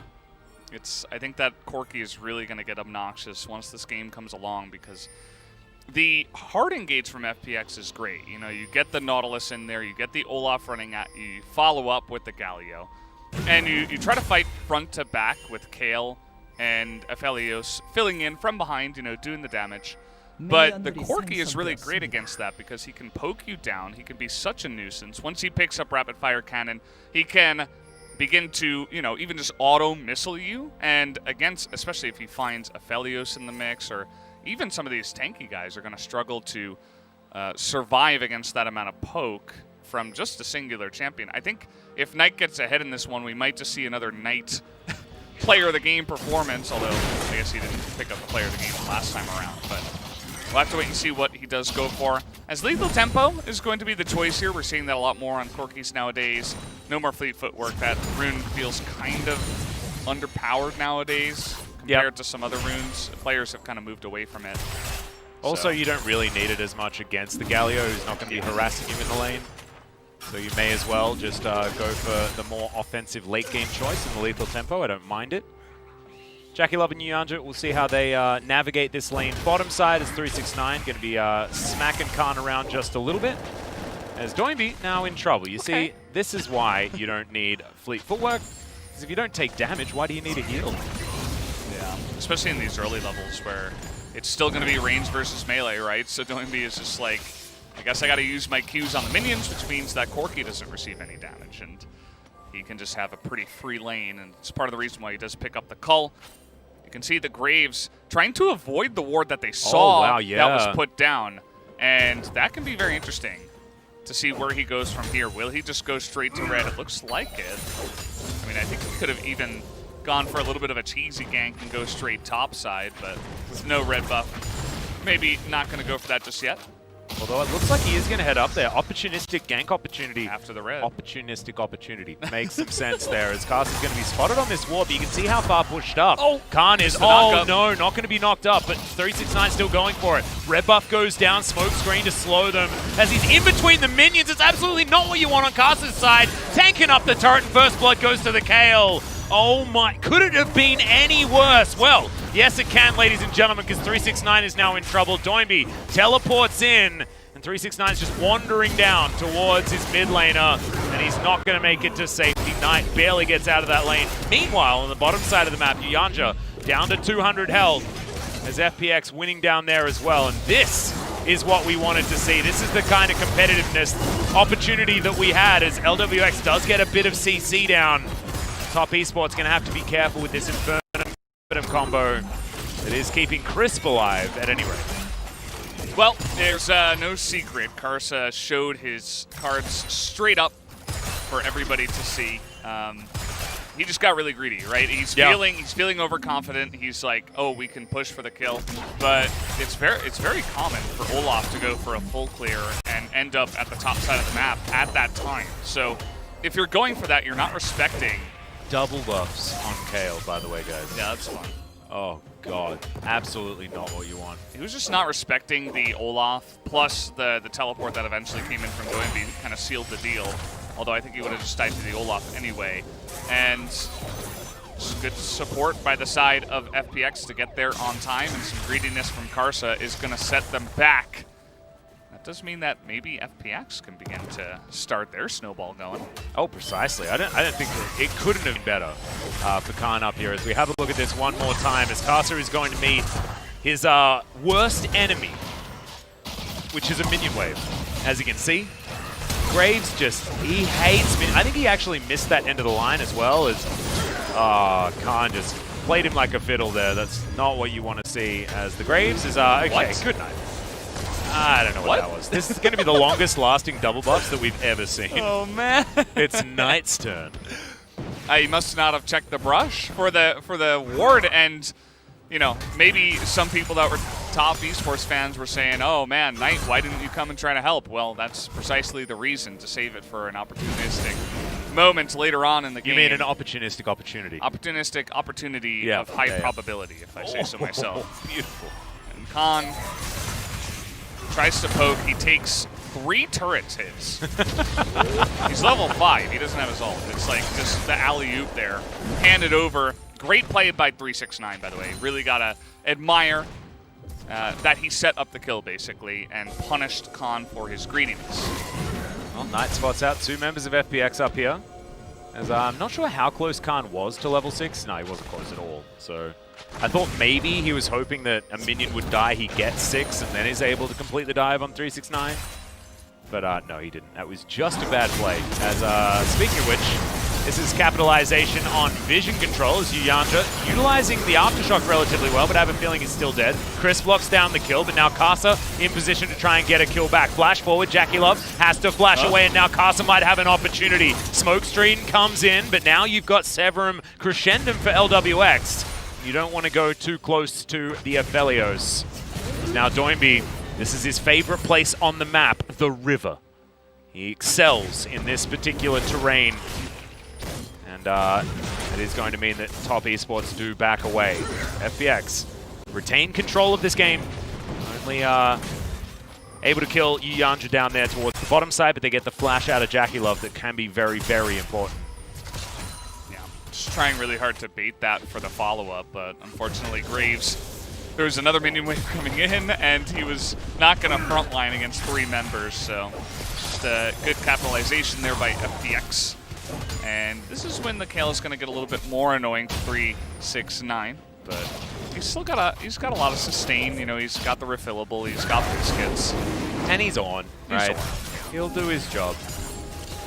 Whether or not he's going to stop Khan from doing his is going to be the big question. As FPX have started off this Infernal Drake, will be the first one of the game. 369 just looking to clear out as many creeps as he possibly can to catch up to Khan. He's about a wave behind as we do get a reset as we check out this replay once again. Aftershock, pretty good rune. If it wasn't in the game, Yuyanja already would have been dead. Yep. So it does bait FPX pretty far down the lane, but then the real bait is Jackie Love thinking that his teammates are going to help here as well. That they didn't want us to see any more of that replay. Yeah, that was strange. It was like, oh, there's action, but it was Knight clearing out a minion wave. There wasn't really anything else going on, but yeah, it was pretty much just you don't want to face check first of all, and Jackie Love losing his flash being the most important things. But top esports, you know, they love to scale with this kind of a team comp. They've got double cull already on the side of their 2 carries. No tier just yet for Corki. Yeah, actually, I was looking at that, and do you think that maybe we're going for the old school Corki build and just going Trinity Force into IE to try and get that big 2-item power spike by around the mid-game? It would help top esports have more mid-game power without having to stack up that tier. It's either that or he buys it second. Looks like he is going to buy it second. And, I mean, Corki's going to be spamming a lot of spells, you know, Q and R most of the time, even E. I mean, you can just kind of throw it out there. It's not very expensive. So he's going to be able to stack that up pretty quickly. Oh, I think he missed that cannon. Yeah. 369. That feels bad. And yeah, this is kind of what we were expecting, a little bit of a slower game. If this were the LCK, there'd be 0 kills so far, so at least there's 4. Yeah. And actually, we had a fair bit of action very early, but you're right, there has been a little bit of a reset. Maybe Shelly will help us out here as top esports are going to take a plate on the bottom side. Yuyanja going to miss that hook. As Crisp, he's booking it up the river, lands the dredge line onto Knight, who has to deliver a package, and he's going to go there. Which company do you think he works for? Which delivery company? FedEx? Yeah. I thought he looked like a bit of it. That was a DHL package. Do you think so? Yeah, that's what I was feeling. I don't know. He delivered the package very fast. He did. So I'm going to say FedEx. Okay. I mean, hashtag sponsored. No, I actually recently got a delivery of some rollerblading gear from the UK. Yeah. And it arrived in Seoul, which is, guys, roughly on the other side of the planet, in 3 days. Huh. During the corona epidemic as well. It's pretty fast. Like, that's insane. I actually didn't think it was physically possible. They knew how important your rollerblading gear was.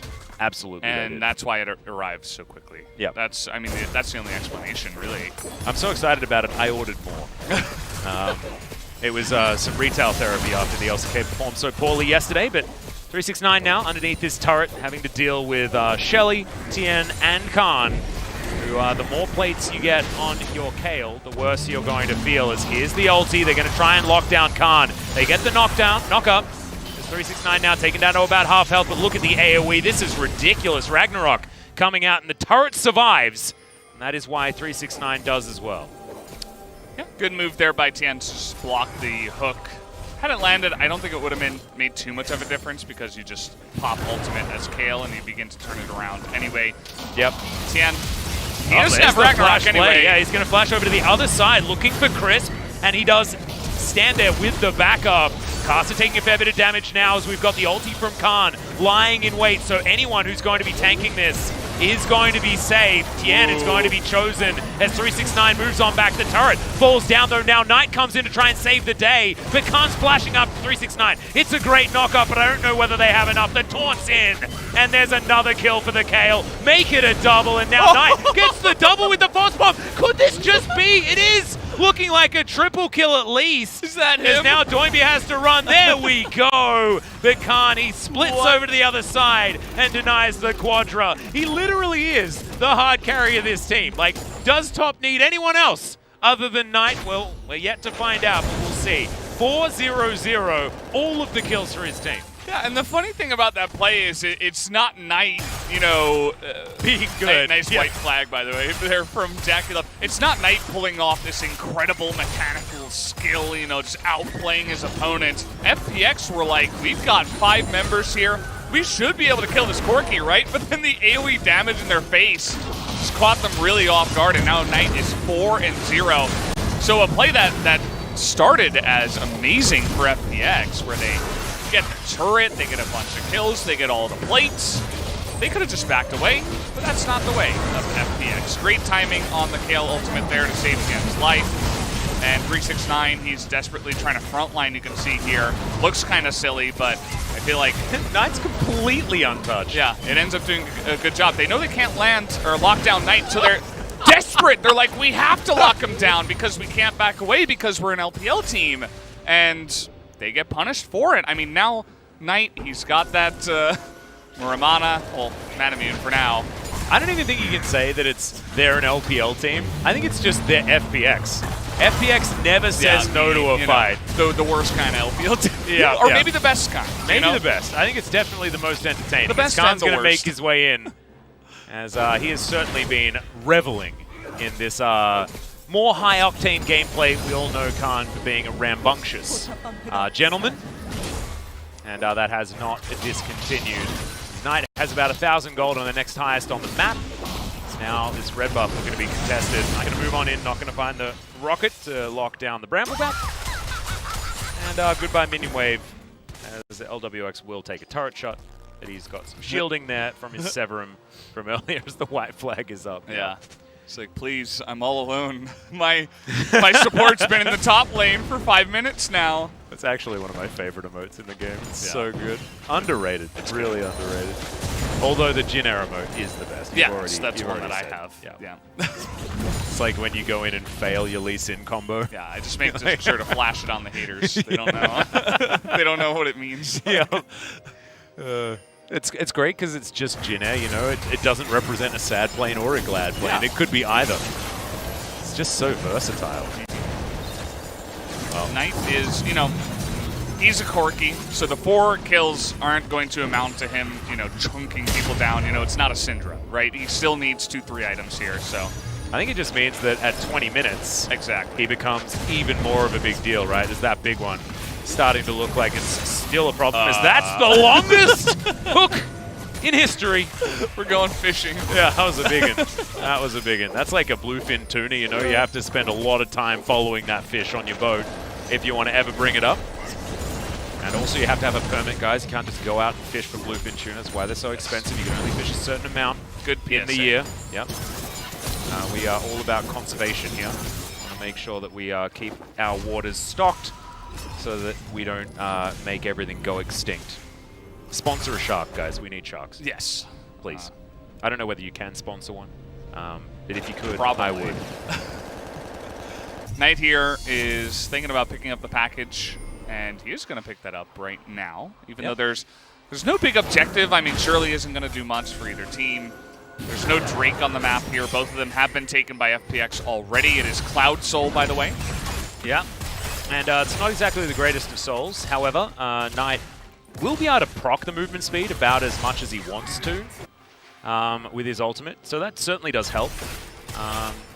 Not the greatest for JackeyLove, but after a bullet time you can reposition well as Death Charge comes in onto JackeyLove. He's going to knock up his support, but 369 comes in. Crisp dredge lines himself to relative safety, but I don't know whether it's going to be enough. Knockup comes down, Bellows Breath to make him brittle, and beautiful interrupt as Knight delivers a package to Crisp and says, look at how quickly DHL gets these things here to you. It's not true at all. I think FedEx will be absolutely fine also. Probably. I don't know about Amazon's delivery system or anything like that. Haven't used much of it, but I'm sure they're also great. We're unbiased when it comes to deliveries, although I don't know where the Knight is, because he is the man with the big package, and you are the man that coined big package for the world. Well, LS said it once, and I thought that was the actual name of the ability, and so I just kept saying it. And people thought I was joking every single time, like, that I never thought the joke was old, but actually I just thought that was the name of the ability for over a year. I imagine people are sitting at home thinking, like, how could he not know what it's called? It's like, we play on the Korean client, right? We can only see it in Korean, and therefore, you know, it's harder. You know, you have to really do the research if you're going to know. So you just assume, and I think that's absolutely fine. And yeah, he's certainly got one, if we can say so right now. He's finished Trinity Force. He just went back and spent over 2,000 gold on top of his Sheen to pick that up. He's 5-0. Well, he's actually 6-0 because he's cashed in his cull as well. Like, as far as money is concerned, he's even stronger. And this is just FPX again. It's like we see 80 carry of the enemy team, we go for the 80 carry of the enemy team. Look at Kale and Aphelios on the map. Well, you know, come on. Yeah. They had vision at the left side too. They saw the entire team of top esports. You can't go that deep and not expect to be punished for it when you're up against Ornn Thresh, right? Like you can't be locked down forever. No. The way you got to think about it is you can't be an 80 carry and not expect to be depth charged if it's off cooldown. True. Okay. That's the FPX. You know, if you're that kind of player, FPX is your team. Precisely. They have proven that many times now. I'm a big fan in this game. As top esports a little bit spread, but as are FPX. Bit of a line drawn in the sand here. Shirley is going to be taken down, but not after. She managed to get a headbutt on that outer turret mid lane. Chris very close to that dredge line, but once again the Lantern very, very powerful. FPX regrouping as the hook lands onto Doinby. And the box comes down. Yanja immediately goes golden and denies the Moonlight Vigil to get any extra damage. JackeyLove with a great ultimate, but denied by the stopwatch of Doinby.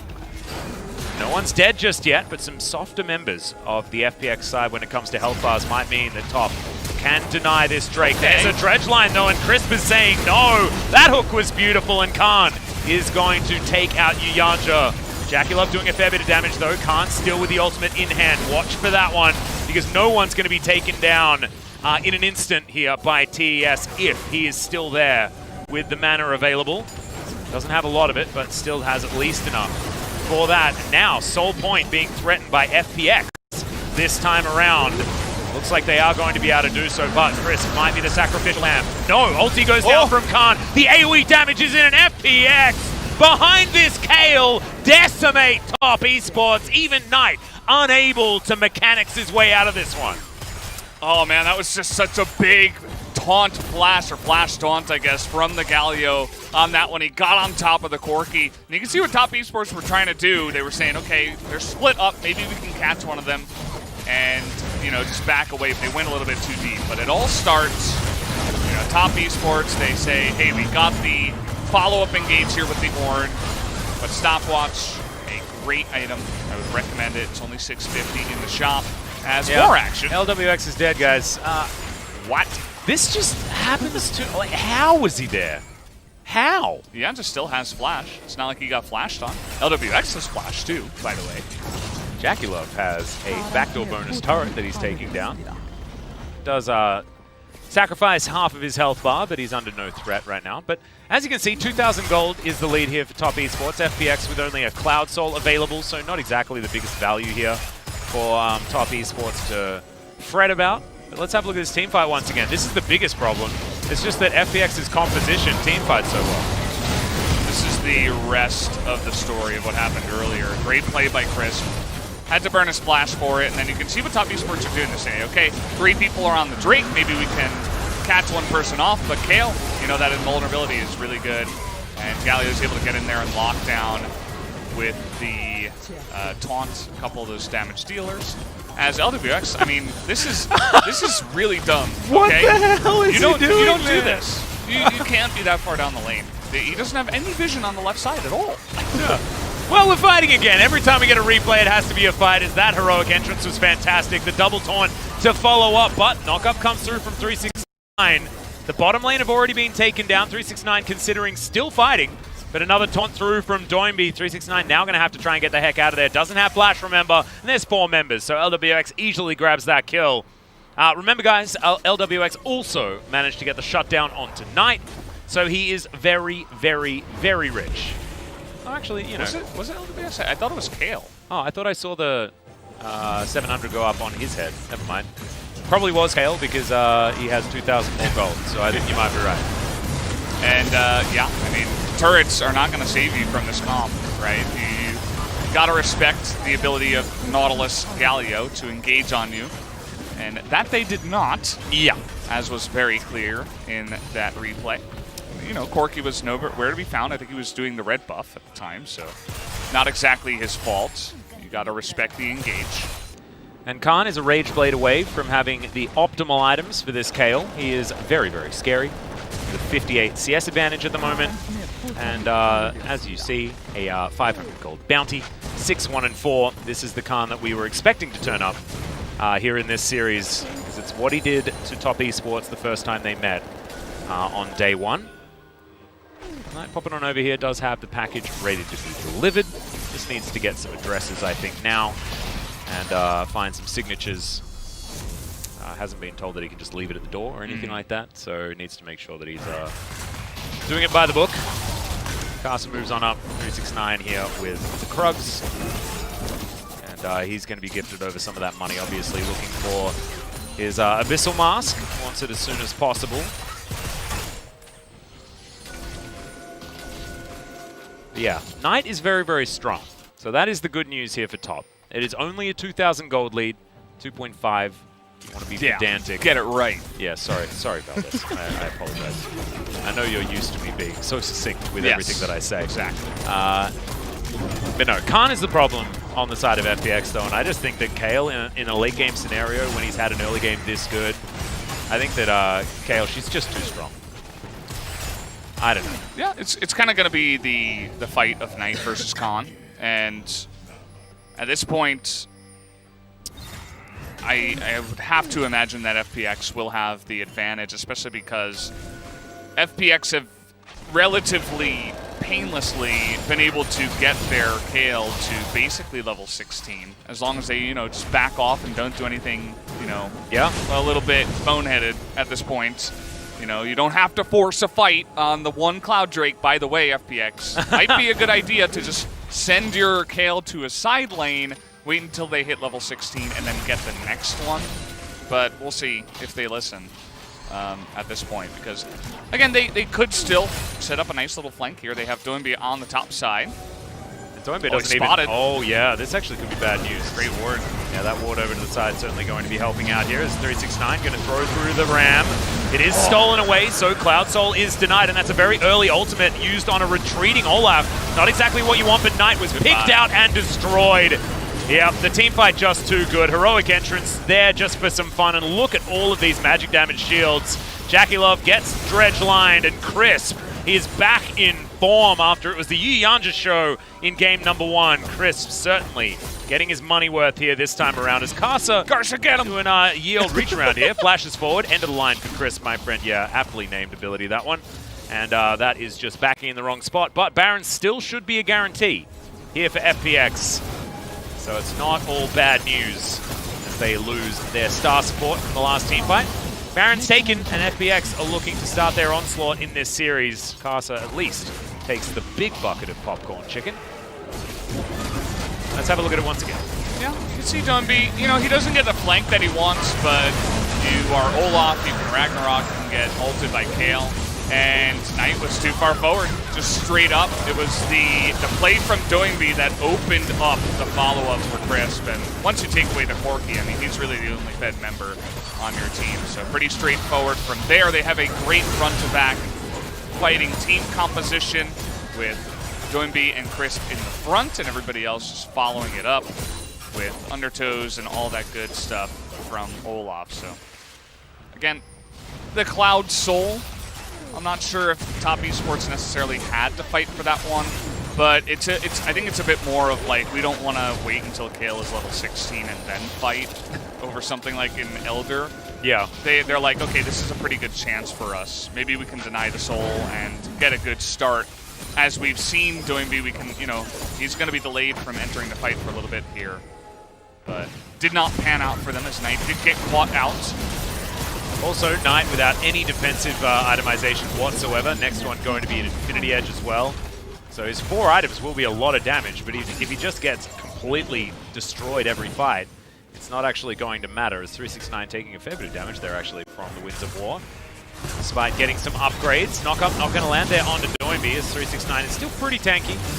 And now the Ornhorn going to come out. Khan with the ultimate on himself, and now not going to be able to use that in the next team fight, as his turret is just barely staying alive, but double siege minions will be able to get rid of it. Base not broken just yet, though, and if Khan can have his ultimate forced before every team fight, Top Esports may stand a chance. But he's level 15 at the moment, about to ascend to the highest heights possible. It's like Tyrael from Diablo, but going the other way around. Yeah, I don't play much Diablo, but I see what you're saying. I like throwing down pop culture references for you to not understand. It's my favorite thing to do. Do other games count as pop culture references? I guess they do. Yeah, of course. As long as they're like popular games, right? Because that's where the pop comes in, right? I mean, that also comes in like soda. True. And no, we don't call it pop from where I'm from. No, I don't call it pop either. That's actually the name of your grandpa. Yes. Yeah, that makes more sense to me. But yeah, we've kind of slowed down from here. After that fight, you can see that Knight is a little bit more abated. He's not going to be frontlining anymore, although he did almost kill the Kale. Yeah, but he has the Trinity Fusion now as well, so doing a fair bit of damage. By the next time they fight, Khan is going to be level 16. Knight is already level 16. Oh, he's 16 Khan gets now. it now. And that's so many wings. Oh, they might look for the play here. Fail on the knockup. They're trying to bait him in, you can see, but it's not going to pan out. Yep. A very scary prospect. Even 1 versus 3, I would be a little bit frightened. Especially with the items that he has picked up for himself. 600 gold bounty on his head as well, so you can see why he is a juicy target as Knight picks up a package. He's done so many deliveries here today, but none of them really paying off. Top Esports certainly struggling at the hands of FPX. It's not quite a 6,000 gold lead yet. So maybe just ult LWX in the mid lane.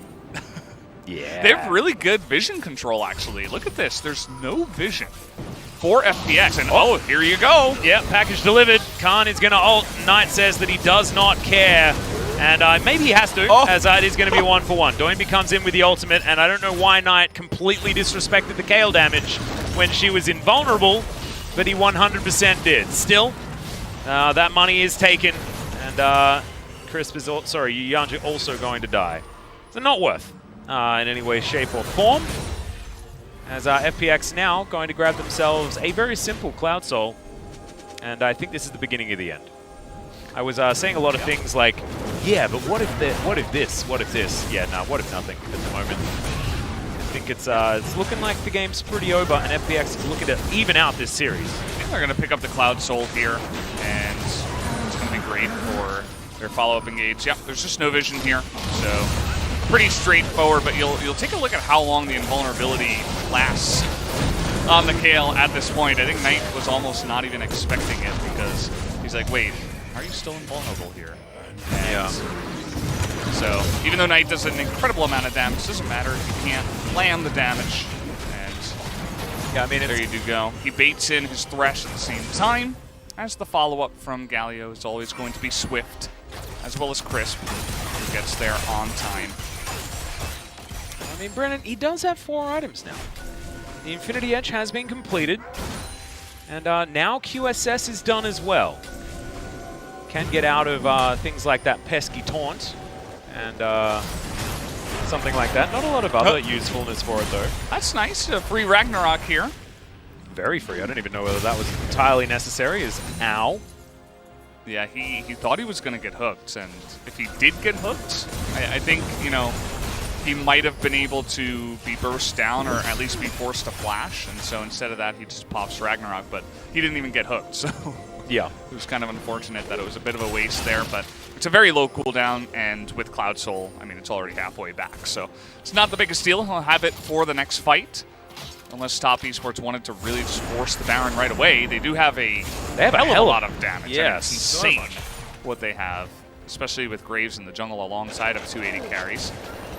So they're not going to do it just yet. We'll back away. The split push from Khan is pretty scary at this point. He's going to eat through that turret in no time at all. Now with the Banshee's Veil completed also for that extra safety. And now FPX, they move over to the Baron with Khan on the bottom side, teleported to ready. It's exactly the kind of map play that you want and what we should expect out of our 2019 World Champions. Back goes Knight. He's the one that's going to try and stop Khan. And the Baron once again restarted. Knight has his teleport as well as Doinby. He's making his way in. Top Esports can get rid of these wards, but now Doinby diving in just to buy some time for his team as now the Baron goes down. It is taken by FPX, but can the ensuing fight be won by them as well, as the Galio does go golden, and he's going to flash immediately to get out of this one, and his health bar just keeps repairing itself. Meanwhile, bottom side of the map, you can see Khan getting aggressive onto Knight. Top Esports don't lose anyone, but they do lose the Baron. Yeah, they had no real way to get over the wall. Other compositions might have been able to, you know, get a Lee Sin over the wall, or Graves can dash over the wall and do some damage. So Top Esports were actually using that Baron wall really well. As the fight for the blue will be won by the Corki. Yeah, does pick that one up, and still the Baron going the way of FPX is quite valuable. I think they can just set up a 4-1 split with the Kale in the side lane. As we're going to take a look here, in the beginning it looks like Doinby is kind of just inting in by himself, but he's very tanky at this point. Good distracting play as well, really liked it. Yeah. Bullet time was opportunistic there from Jackie Love, trying to get the opportunity to steal and also soften up the members of FPX, but didn't ultimately do anything in the end. But they haven't lost anyone. LWX was in the pit, just like, he misses Moonlight Vigil, and he's like, oh, wait, I have to run all the way around now if I want to do any damage. So there wasn't really any follow-up from the side of FPX, even though they did take the objective. Ow. Yeah, that Valkyrie probably wanted to be a little bit earlier, but that was just one auto attack that took a quarter of Knight's health bar. Khan, now that he's fully ascended, is absolutely terrifying, and Doinby getting to work on this top side. 1-3-1 working out very well here for FPX, especially with this Baron buff. And this bottom inhibitor turret is going to be falling down. Knight just got back from the fountain, and once again gets chunked out by the Kale, being run around here at Top Esports as FPX turn their attention to the mid lane. Casa taken down relatively low, but Doinby doesn't have a huge health bar to work with. There's Knight now, another Valkyrie necessary. Tien lands an undertow. I mean, any sort of slow is really scary. As Chris has to have his flash on cooldown now. Okay. Oh god, just does so much damage. 369 unable to throw the ram back either. As Doinby jumps on down, just squashes the little Thresh, and it's a double kill here for Khan. Casa going to suffer the same fate here as LWX joins the party, and FPX will even out the series with a win in game number 2. We had an inkling that maybe having a draft phase may help out FPX, and it in fact absolutely did. On the back of that gigantic Kale that got the best start possible and also played it out very well all the way until the end. Khan just demonstrating that day one should not be forgotten. Yeah, absolutely. Really got to hand it to them. FPX for turning it around there. They were very active in the early game, and I'm struggling who to give this player of the game to. I mean, Khan did so much once he did get fed, but I feel like Doinby was all over the map. I don't know. I'll give it to Khan. Just give it to the guy that plays Kale, you know? I think that's the fun He did stuff. the damages, and he pressed the buttons. Yeah, and that's what League of Legends is all about. Pressing buttons, doing damages, looking at the graph after the game and being like, yeah, that's right. I'm going to play Kale. Mm-hmm. Solo queue, I gotta pick that up. No. if you're playing solo queue, just play Varus, dude. If you want to see those big numbers, playing mid, playing bot, you'd be fine. Doesn't really get banned that often either. Like people just say, no, we can handle it in solo queue, so kind of interesting. But yeah, gotta hand it to FPX. Much better performance that time around. Even though they fed Knight 5 kills on his Corki, it still didn't matter. The team comp was their just too good. Their composition was much better in the late game. That Kayle, and it just shows like the Kayle Galio combination is just so good because if any of the targets get focused, you can't kill them for like 4 seconds, no matter what, right? And if you stay in there for too long, heroic entrance eventually happens, and if you are overcommitting, you are going to get completely capitalized on. So really, really good stuff out from FPX, and we'll see whether they can continue to do so as we move further forward in the series. But let's check out some highlights here from game number 2. See how this all happened as Caster gets ultimately trolled by this minion wave. Graves' best friend, of course, as you guys know. I still think that maybe that end of the line, he like flashed over the Kayle and then pressed end of the line, which is real bad news. This was also a bit of a whoopsie, one could say. Yeah, it's a good play by 369, and then this is the rotation up to the top side. That was really great. I mean, you could see that everybody on the side of top esports kind of floundering, and they get picked off one by one. Warren desperately trying to frontline, and it does eventually work, but it almost felt like too little too late, as this double kill is, it's cute, it looks nice, and he does actually pick up the triple kill, but Corki can't do it all alone because the rest of his team was kind of absent after that early game. Yeah, and also there was just too much of an answer for what Top Esports trying to do in team fights. 369 did not really have any impact on this game, and it just felt like Top's team fight was just way worse in almost every way. They were trying to do the same thing, they just didn't do it as well. You can see, yeah, now you can get a knockup onto an Olaf, but he goes invulnerable, and then Doinby comes in, and you've got to take his entire health bar as well. Like, it's just too hard. It's kind of why I wanted to vote for Doinby. I feel like his Galio in team fights is just, it's way too much to handle. Game number 1, they were able to neutralize it because Knight got so far ahead on the Syndra, and the Syndra will handle it a little bit better. As by the end of the game, I mean, there's just, level 18 Kayle with 5 items probably, so not much they can do at this point. But really, it was Doinby setting up those plays in the beginning of the game and the mid game. I mean, all of his taunts in the team fights were perfect. He was always finding Knight, and he was always doing that. Of course, the damage number for Kayle is going to look ridiculous, but that's actually a pretty high number for Galio as well, given the champion. Yeah, I can actually see it going to Doinby this game. I think that his control of team fights was definitely good. I think, Khan played a very good Kayle, apart from that one int underneath the turret very early on in the game, but sometimes you need a cheeky int underneath the turret at the beginning of a game. Get it out of your system. Yeah, precisely. So it's can't be something that you really hold against him, in my personal opinion. So Khan played very well, but also FPX just as a whole played very, very well. I actually think that even the bottom lane did exactly what they needed to do. I think the Nautilus out of Crisp was much better this time around than his performance on the Thresh in game number 1. So looking forward to seeing who grabs it, and it is going to be Khan on the Kayle. Congratulations. 36% of his team's damage. Huge kill participation for a top laner as well, and the KDA says it all. So, yeah, Khan coming out and having a bit of a repeat performance of day number 1 FPX versus Top. Yeah, he's certainly the guy you want to put on carries nowadays. You can see that he's going to survive against this gank, which, I mean, I think they just back away after this. You don't have to get in here. This really set Karsa pretty far behind, and it gave double buff to Khan, which eventually did get onto the Corki, but didn't matter too much. You can see Doinby goes in with the flash taunt there, locks down Knight, and I believe the MF at the same time. But Knight, once he was in a position to carry, his mechanics really shone. And I feel like that's part of the reason why he did earn the player of the game here in this one. Multiple times he was just able to, it's not easy, Kayle's got really high attack speed, to land all of the potential damage that you do have in your kit can be difficult, but Khan is the right guy to do it. Oh yeah, he did perform there as he ends the game here.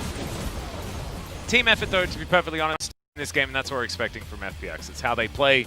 They get around the map, they play together, and they team fight very, very well, and they were able to utilize their composition effectively this time around. So really nicely done here for our 2019 World Champions, and we'll see whether they can continue down that path. But ladies and gentlemen, we need to remind you that we are part of the mid-season Streamathon, which is all for charity, supporting the Riot Games Social Impact Fund. You can donate to that one, and that will go all to charity, helping relieve COVID-19 pressure. It will be matched by Tryndamere and Riot Games as well, which is super cool. But we'll talk more about it after this short break.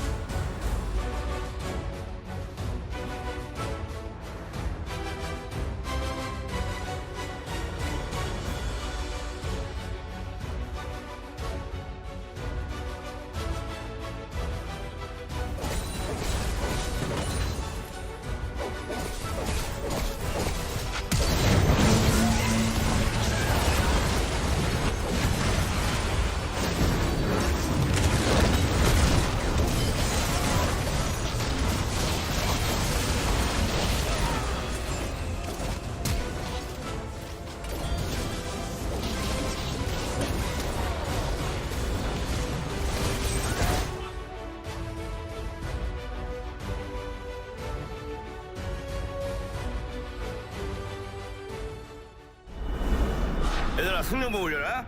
마지막으로 헤이 TFT 모바일 도동동작 또로로로 갤럭시 푸동동작 헤이 TFT 모바일 도동동작 또로로로 갤럭시 푸동동작 또 떨어져 허구와 날라다타 여긴 갤럭시 너의 자식 얼럭키다 너의 두뇌 그래서 타지 않아 21세기 네 전략 이래 전략 능지 차이 나는 널 능지 처참히 롤 아재 롤린 이돌 롤린 인더들 자 이제 누나 막간 담아 회전 초밥 뒤집개로 뒤집어라 레디 셋 에이 TFT 모바일 도동동작 또로로로 갤럭시 푸동동작 에이 TFT 모바일 도동동작 또로로로 갤럭시 푸동동작 라이어가 멋이 도동동작 에이 TFT 모바일 푸동동작 에이 온유월 서리 가득 찰롯동작 또로로로 갤럭시 푸동동작 하다 현타 푸동동작 TFT 갤럭시 푸동동작 유체 뉴 시너지 전설등장 멋이 팬츠 우주 푸동동작 리그 오브 레전드 전략 게임 TFT 모바일 푸동동작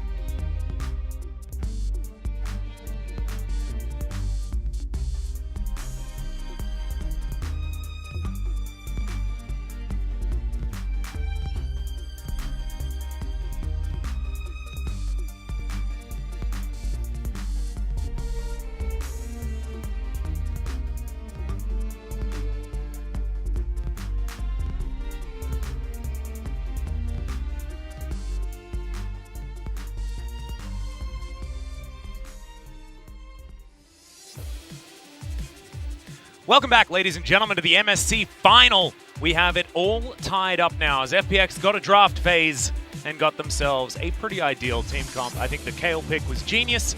Up against the Ornn has always been something very difficult for Ornn to deal with because, of course, it's not about just let's sit back in lane and be better at scaling, because you can't be better at scaling than Kayle. Kayle eventually got there, and Khan did have a fantastic game. Even in the big game, his ultimates were really key and on point, perfect timings, you know, baiting the enemy team into attacking one guy, and then right before he dies, he lands it there. So Top Esports, they look pretty okay. You know, they're still laughing. They're not really upset about the loss. We'll have to see how they do bounce back, or if FPX can continue with this little, you know, push from the win that they do get here. And it turns into a best-of-3 now that we did tie it up at 1-1, and it's all draft pick from here. So it'll be interesting to see how it does change up, as Top should be moving over to the blue side this time around. Yep. And yeah. I do have to go back to what I was talking about at the very end of the last game, talking about our contribution to the mid-season streamathon, as you can probably see with the overlay that we have at the moment. And, of course, there's some few extra things that I'm going to mention here. MasterCard is conducting an auction to help show their support for the Riot Games Social Impact Fund at Impact Assets. And also, 3 largest donations will earn the same chairs used by pros at Worlds 2019, the Prestige Edition that you literally cannot get any other way. So that is super cool. So yeah, certainly, if you are thinking about donating, that is definitely a great incentive to get behind, and you can check out lolesports.com or the Riot Games website for more info on that one as well. So let's get back to this series, as we might just be halfway through. If FPX can continue to draft this well and play out their team compositions as well as they have been, then certainly could be a very difficult match for Top. But I think everyone on the desk earlier on during the pre-show, Top Esports certainly have a few more strings to their bow. And now, Valdez, it's up to you. My prediction is out the window. I predicted 3-0 for Top. That's impossible. Your 3-1 could still happen. Yeah, I thought it was going to come on the back of one game where they got a comp like this, where Doinby was having an exceptional game on a engaged champion such as a Galio, and he was able to pull it off, and it was just a draft win as well. You were talking about the Kayle into the Ornn. I think that was a fantastic pick, especially for Khan in the top side. So now Top Esports will move over to the blue side.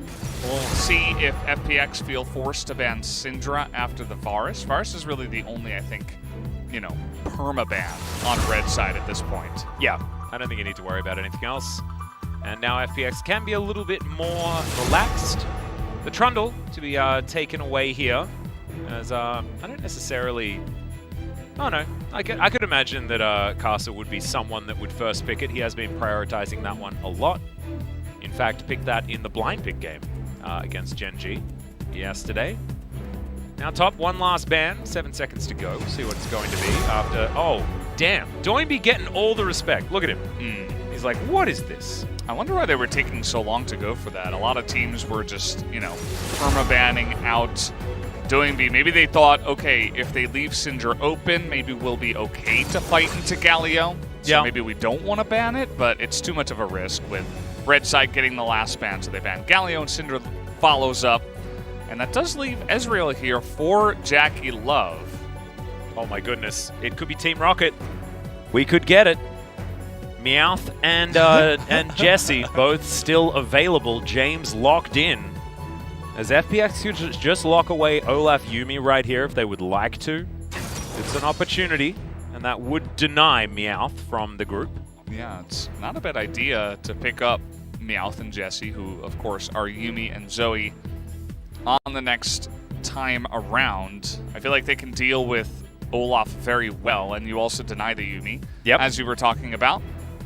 And you can see FPX are going to prioritize Aphelios. I mean, there's no way that Top Esports pick it here on the left side. You could pick it on R3 and maybe pick up something like a support, like a Yuumi, or, you know, a mid laner or anything else, really, and save the AD carry pick.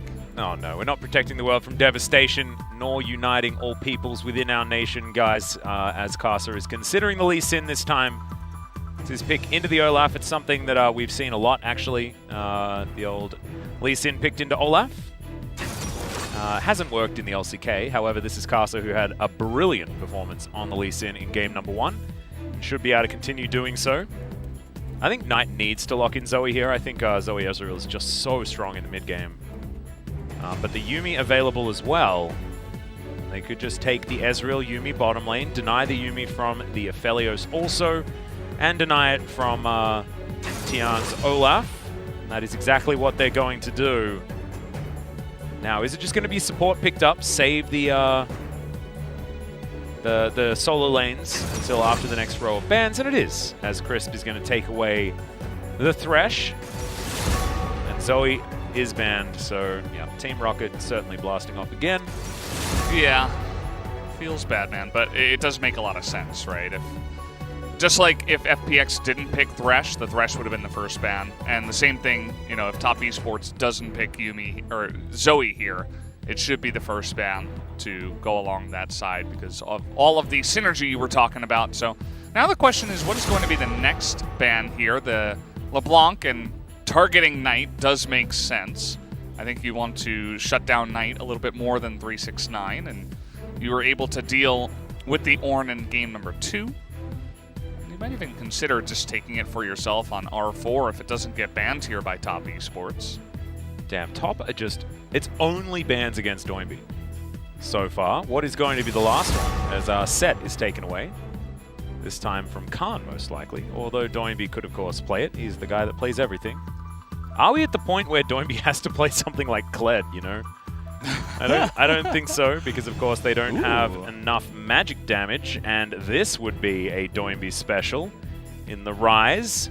6 seconds to go, and I think attacking Doinby's champion pool is often an ill-fated venture, because his champion pool is very, very large. And looks like Rise is going to be just... Yeah, slight connection problem, guys. I believe Rise will probably be locked in here. But just hopping out of the champion select for a little while, dimming the music for a few seconds. Yeah, I'm just calming down here. Everybody got a little bit excited when they saw the Rise being hovered. Yep. By Doinby. I feel like if it's LCK, you might just see Ornn locked in there or Aatrox, you know. Yep. At least in spring. I think that might change now that we're, you know, moving patches and the metas are all changing up. And I think the Korean teams, you know, as it is with any international tournament, when you're playing against a bunch of teams from another region that have a different meta, it's different to play against their meta compared to just watching it. You know, like the Korean teams can watch the LPL and say, oh, it looks good, but we're not sure. But then when they get stomped in a best of 5 by like a couple of different picks, they're more willing to be like, okay, maybe we should look at this pick and try to learn it.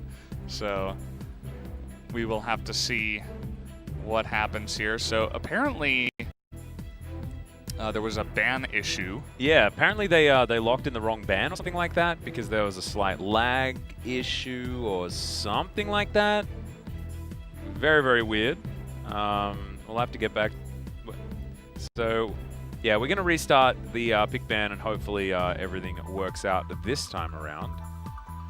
It may have been the set ban because that didn't look like a ban against Doinby.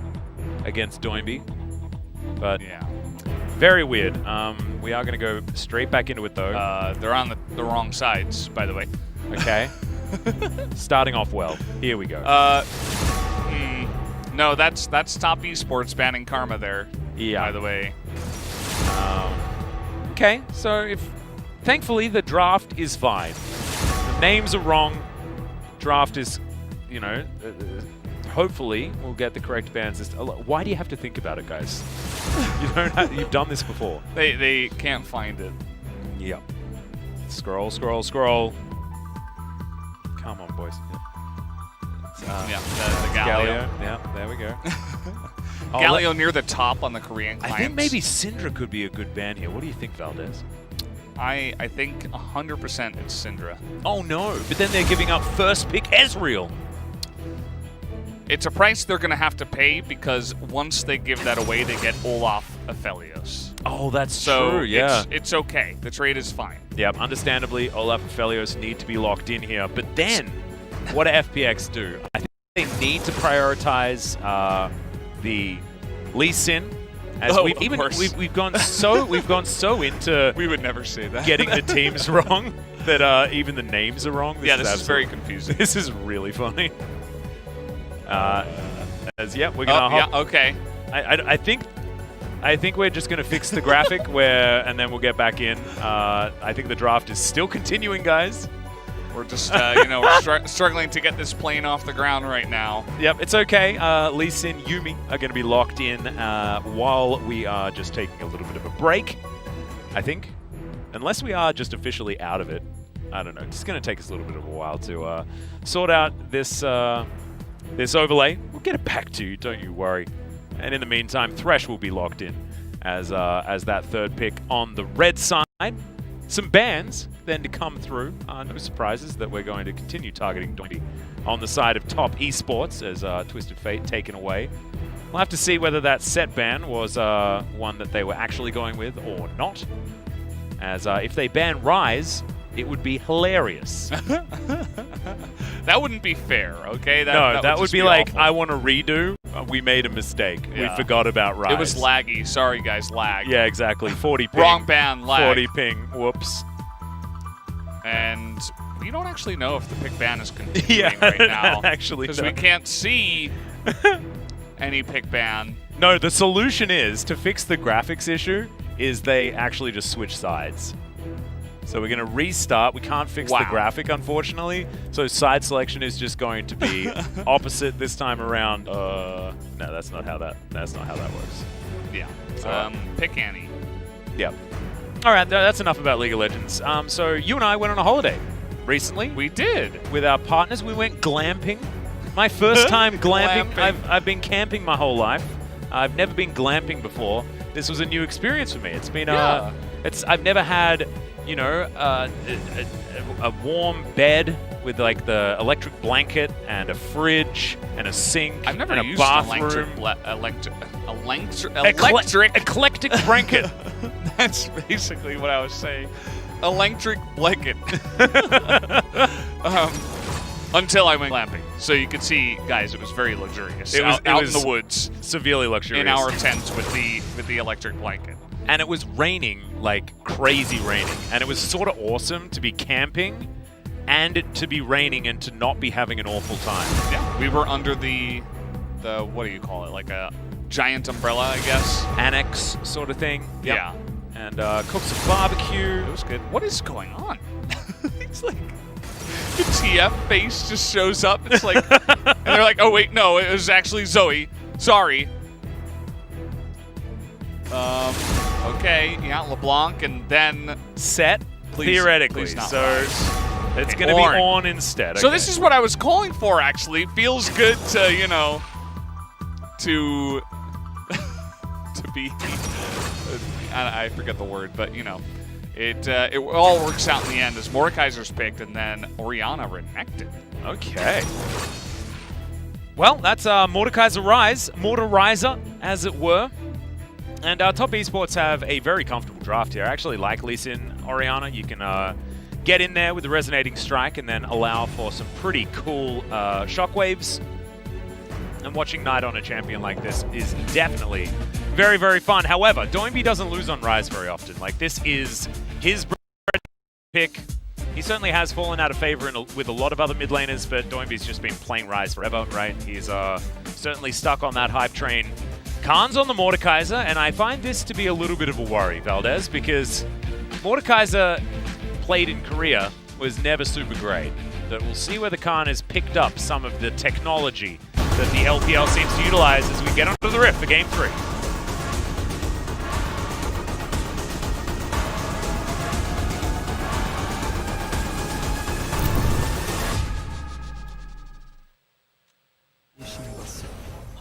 All right, here we go. Game number 3 is upon us. Rise versus Orianna. I feel like we've gone back in time, fellas. It's been a while, except now there's a new champion. What the heck is this cat in a book? Yeah. Is that Morellonomicon, the champion? It is. His name is Morello, the cat. How's Charlie doing, by the way? She's fine. Charlie's having fun. She's becoming more of a cat. She likes standing next to windows and looking at the birds now. Oh yes, that's her new favorite activity. Perfect cats. My cats do that all the time. She's learning how to be a cat. You know, her instincts are kicking in finally now that she's growing up a little bit. Perfect. Well, Khan gonna go back home, catch a bit of health, and follow this minion wave towards the top lane.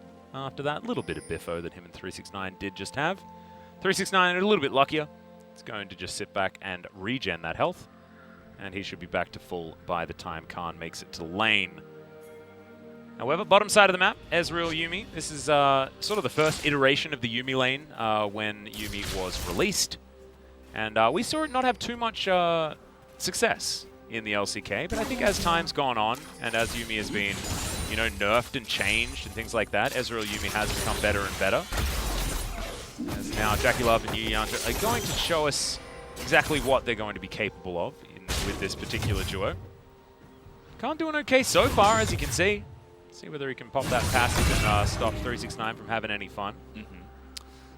Yeah, the Mordekaiser, it's pretty interesting for Khan. You know, we've been seeing that he's been performing really well on champions like, you know, Camille, Fiora, Kale, carries. Wukong, right, etc. These kind of carries that can win their lane pretty hard, but Mordekaiser isn't necessarily that one, as you were pointing out, but I feel like it's not so bad because of the double melee on the top side. You can pretty much handle any kind of ganks that happen after level 6. And then, of course, something we were talking about yesterday, handling a Yuumi in a team fight, where you can just, if she's ever at a position and not on top of someone with the you and I, or the you and me, right? Yep, you and me. Then you can just, you know, end her life, basically, right away. So it's not bad, but I wonder how it fits for Khan. You know, is he really going to be able to express himself as a hard carry in this game on a champion like that? Has he become an LPL Mordekaiser as opposed to an LCK Mordekaiser? That is something that we're going to learn. And Renekton is not the easiest of opponents, especially in the laning phase in a straight-up 1v1 in the early game. Renekton is one of the best champions possible to be playing in that instance. As you can see, Khan going a little bit further behind. I think it's a little bit of mechanical error as far as last hitting these creeps. And he does manage to get himself his passive available. And we'll start bopping onto 369. Now the wave picking up does have a little bit of added pressure. Kasa now clearing out that Rift Scuttler. See where he heads. Of course, Renekton leads in. Pretty good ganking combo. And Doinby has lost all of his mana here in this mid lane. And Knight, he's also running on pretty close to empty as well. Is Doinby going to go back home, see whether he's got enough to complete his tier, and he will as he starts off with the Sapphire Crystal. There's the stun. There's 369. Going to be traded back with here by Khan. Gets a whole bunch of his health back. Nice use of his Iron Man. No mana up here in the top lane. It's kind of interesting. Don't see that all the time. Both mid laners do TP back into the lane. It was pushing towards Knight, but because Doinby had TP, it's not like he can freeze or anything like that. So Doinby comes back, immediately pushes the wave, and will look to begin stacking that tier. Looks like these teams have slowed down a little bit. I feel like, you remember game 1, we had like 4 kills in 4 minutes. Yeah. And then game 2, we had a couple of kills up in the top side after, you know, about 4 or 5 minutes. But this time around, slowing down a little bit. But there's the hook and the play. Arcane Shift, pretty good though. So Jackie Love is going to be absolutely fine and has basically full health. And Doinby not going to be so lucky. It's a great Rune Prison.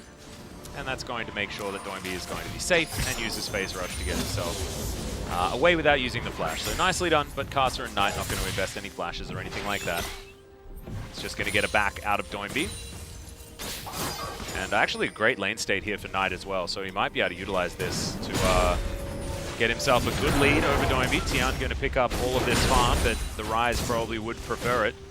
As Tian unfortunately misses that CS, but gets the rest of them. I was kind of curious as to why he felt he really needed to back. I mean, he still has his flash. I think, you know, he was low on health, obviously, but I think he could have just farmed under turret. But I suppose he just really wanted those boots and wanted to make sure that he would be safe in the future. Yep. I think he had boots already, actually. Oh, really? I think he just went back and refillable. Got a control ward. Now he's moving down towards the bottom side. Pings on the tri-brush. You can see Casa in the area. Just gets a ward, though, onto the Mountain Drake. Chris is going to be taking a bit of damage here.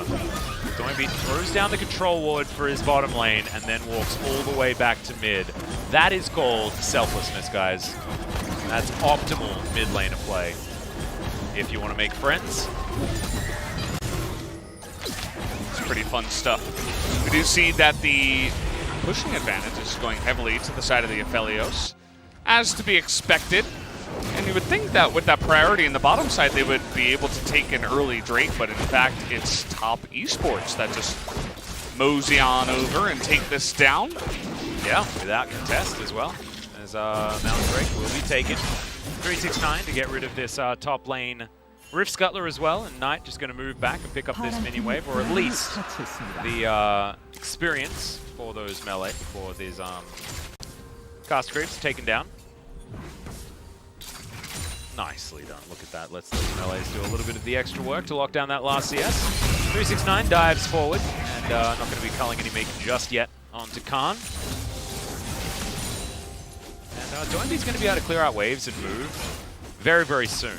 We'll have enough points in his abilities to make sure that that one is going to be possible. And we'll see whether he's able to get enough pressure. Slice and dice in the combo there for 369. Khan's not too worried underneath this turret, as you can see. Yeah, I like the cull purchase by 369. He identifies, okay, the Mordekaiser are not really going to be able to 1v1 me, even if I do go for this greedy pick, as I am the Renekton. And he's having a good lane so far, so he's going to get even farther ahead of the Mordekaiser. That went only defensive item first with the Bramble Vest.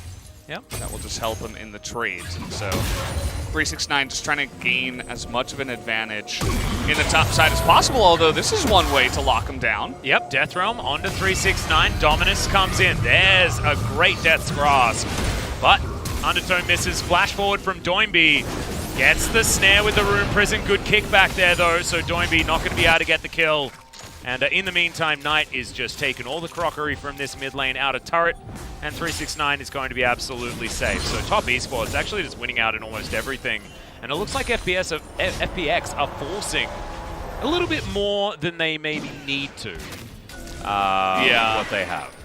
It's like, one of their best pros and one of their best cons as well as a team is like they're so proactive and they look for these crazy plays that can sometimes net them big advantages in the games, but sometimes it ends up like that where it's like you do not have to force that to try to kill a Renekton who can, slice and dice away, he can flash away, he's going to be able to get away from you. As Doinby was desperately trying to force it, but as you mentioned, it just opens up the map so much for Top Esports. They just easily go down the mid lane, takes 2 plates already tonight, and they're in position to take down the Rift Herald here very early on at about 9 minutes. And that's just an early game win already to the side of Top Esports, and they didn't really do anything. They just sat back and defended and made less mistakes than FPX, so props to them. They were also able to pick up that early Mountain Drake, so they've gotten everything in this early game. Yeah, it's once again that objective monopoly that they've picked up for themselves. Very, very nicely done, even denying Doinby that Rift Scuttler, which was very frustrating. He put in a lot of work trying to take that one down to no avail. LWX now with his Severum Crescendum. Don't want to get too close to him, does Jackie Love, but he's just teleported back to the lane. And his Manamune already done, as he looks for some damage there onto LWX. It's okay, lands the Q. That's a lot of extra damage. All right. He's got some nice range on that gun. Not bad. A little bit of a sniper, if he says so himself. And that ward, these LPL teams love that ward. The one in the Krugs. We've seen that pretty much every game, and it feels like it's always Thresh. It's like there's actually 3 Krugs. Yeah.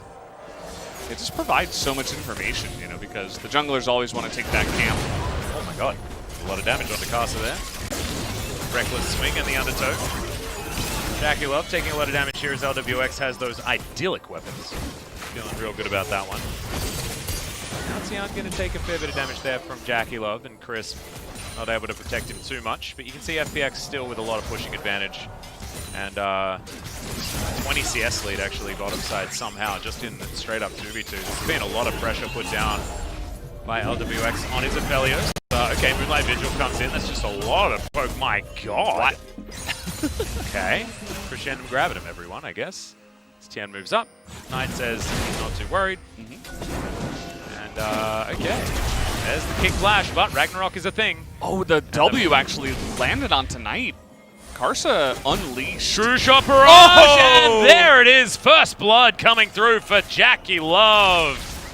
Nowhere to run whatsoever. Flash on cooldown, really nice. And they needed that on the bottom side. They were getting crushed in that lane as Khan moves on down. There's the Rune Prison on Tonight, but he's got Phase Rush. Death Realm will keep him in place, though, as Crisp. He's here. He can't see Knight, but now Khan does have the Death's Grasp and just obliterates the Orianna. 0-1-1 now for Knight, and 1-0-0 for Khan. Ninja Tabi done as well, and he's got teleport to get back to this lane to hopefully deny a few of these extra plates. But 369 already with 2 of them in his pocket, and he's sticking around. No, not going to be able to get the rest of them. Now it looks like Khan is going to be building some real items as the Kindle Gem comes in. Looking for that Proto Belt as item number 1. Yeah, FPX able to pick up the Cloud Drake as the follow-up there.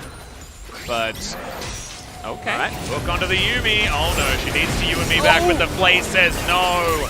It's like the cat was trying to get onto the dinner table, but no. Sometimes your owner doesn't want that, guys. As Knight dashes on in, finds Tian, and he's going to go down. The Resonating Strike enough to do that one. Another assist here for Knight. As the Super Soaker doing work as he completed that after he died. Now finally, top esports with some free time on this turret. Gotta land those Mystic shots though if they want to harass LWX underneath this turret. Yeah, it's a pretty cool first item choice here by the Orianna. No Ludens here, he's just going straight into the GLP. Allows him some better pick potential. It's really good when you're with a Lee Sin as well. But here it's just Tian saying, you know, I'm probably going to be able to get away from here. It was kind of sad that the ball leashed back tonight, but this is why you bring Jackie Love onto your team. For plays like this, right? He's, you know, you're talking about how the team kind of changed a little bit. We haven't seen, you know, Jackie Love popping off too much here in the MSC so far, but that's a really nice way to get top esports ahead early on in this game and get him fed down there after a little bit of a rough lane up against good old Aphelios down in the bottom side. So they pick up the kill. They also landed the Rift Herald, but because of the Mordekaiser play, we didn't get to see the replay from that. He actually denied plates from Orianna. So I believe that the Lee Sin Karsa picked up all 320 gold. Oh wow! From the 2 plates. We didn't get to see the replay, so I didn't get to confirm it. But that's the way it looked, because Orianna was too far away and in the Death Realm, so just not able to be in range.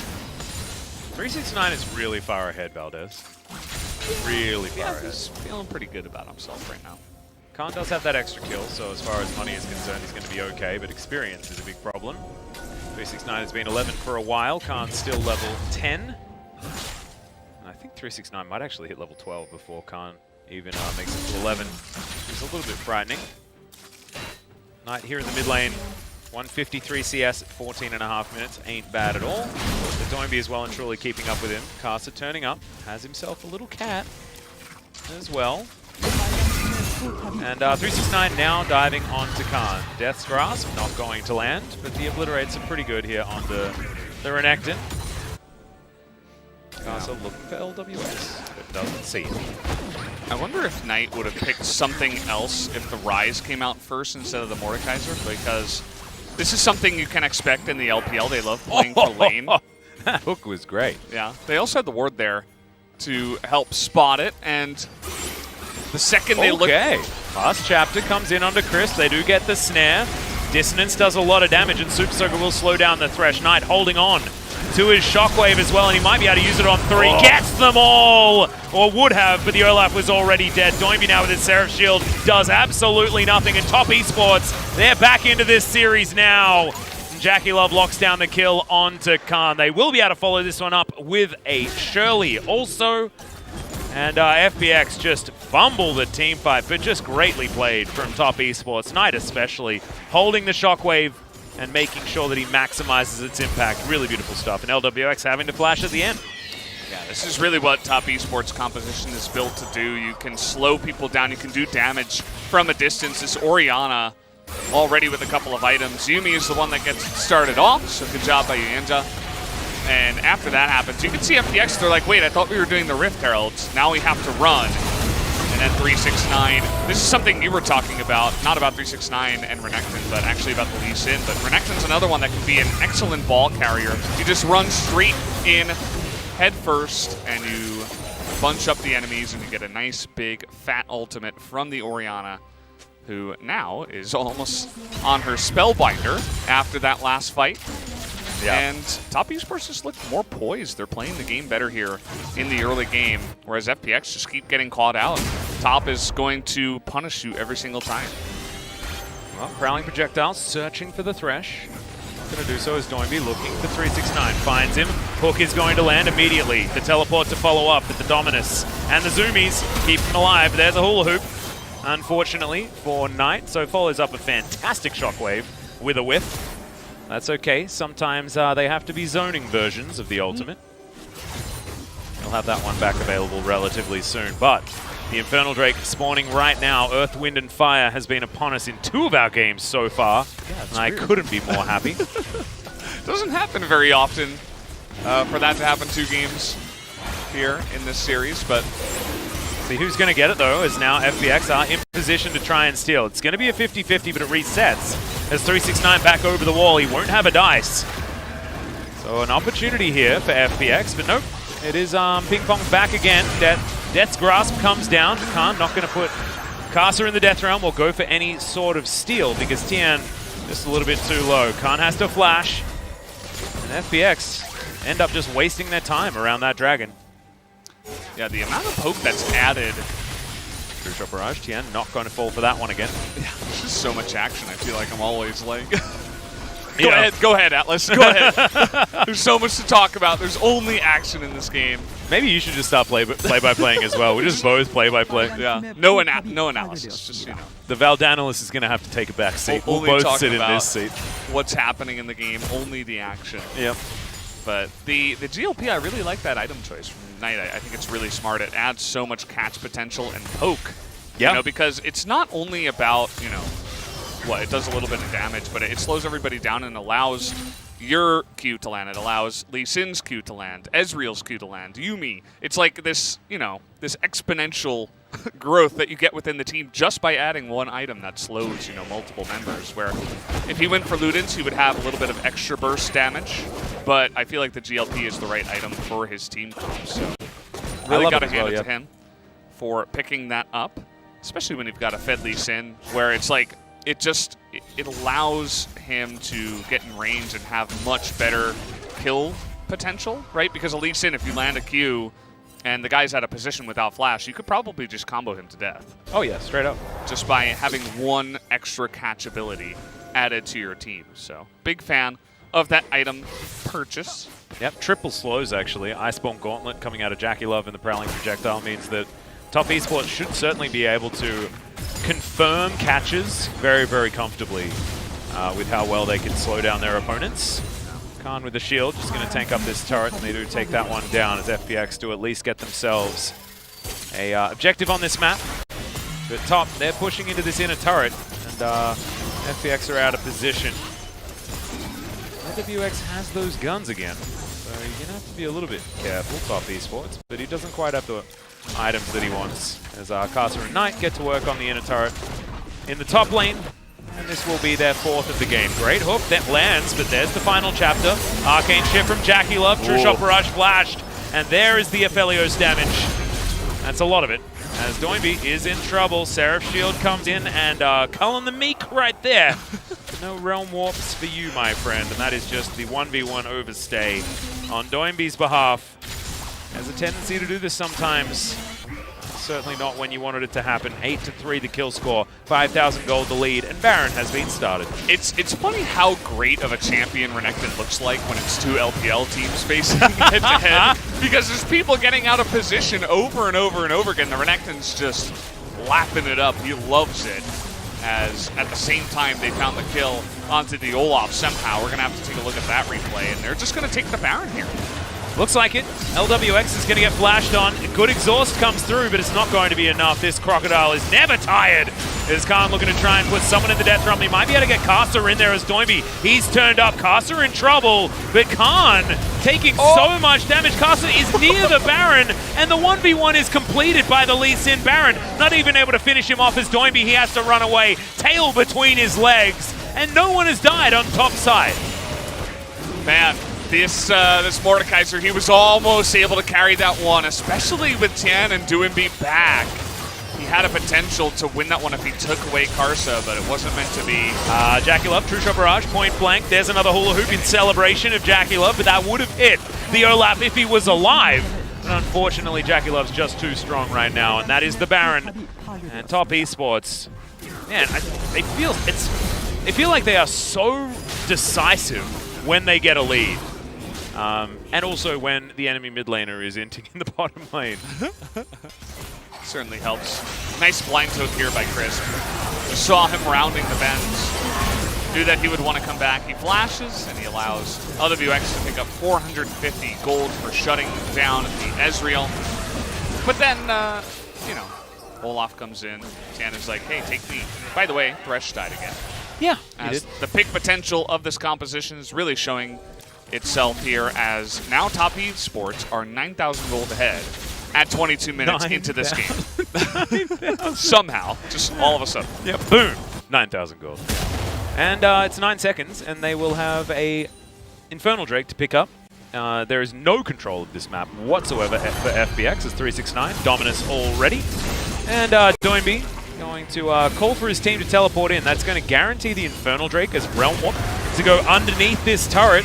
Remember, there's a death dance on this Renekton as Doinby's just going to die. They can't even 3v1 underneath the turret as Jackie Love teleports in to make sure that they can just kill Khan. But Death Realm is going to at least buy a little bit of time. Not enough, as the rest of Top Esports looking to just destroy everyone elsewhere on the map. And Caster says, I've got this one, guys, as he solos out the Infernal Drake. Guys, this game's over, like super mega over. Ginormous amounts of over. Yeah, it's the most over game we've had in a while here. And I feel like 369 is kind of just flexing all over FPX. He didn't have the most flashy first couple of games, but I saw even the LPL casters, a couple of the other analysts on Twitter talking about how good of a player 369 is. And he's beginning to show it here finally in game number 3 on this Renekton. It's a new feel for me as an LCK commentator because we've seen so many Renektons fail in the LCK, but that is not the case for 369. He dominates the lane, and he turns it into so much more, as every single time anyone steps out of line, any mistake is made, he will shut you down, even like this. Yeah, and just walks at Doinby. I mean, there's no reason why Doinby should be pushed up this far, but I guess Tian was there, but why go for this dive? Like, in any universe, is this ever a good idea? So tanky.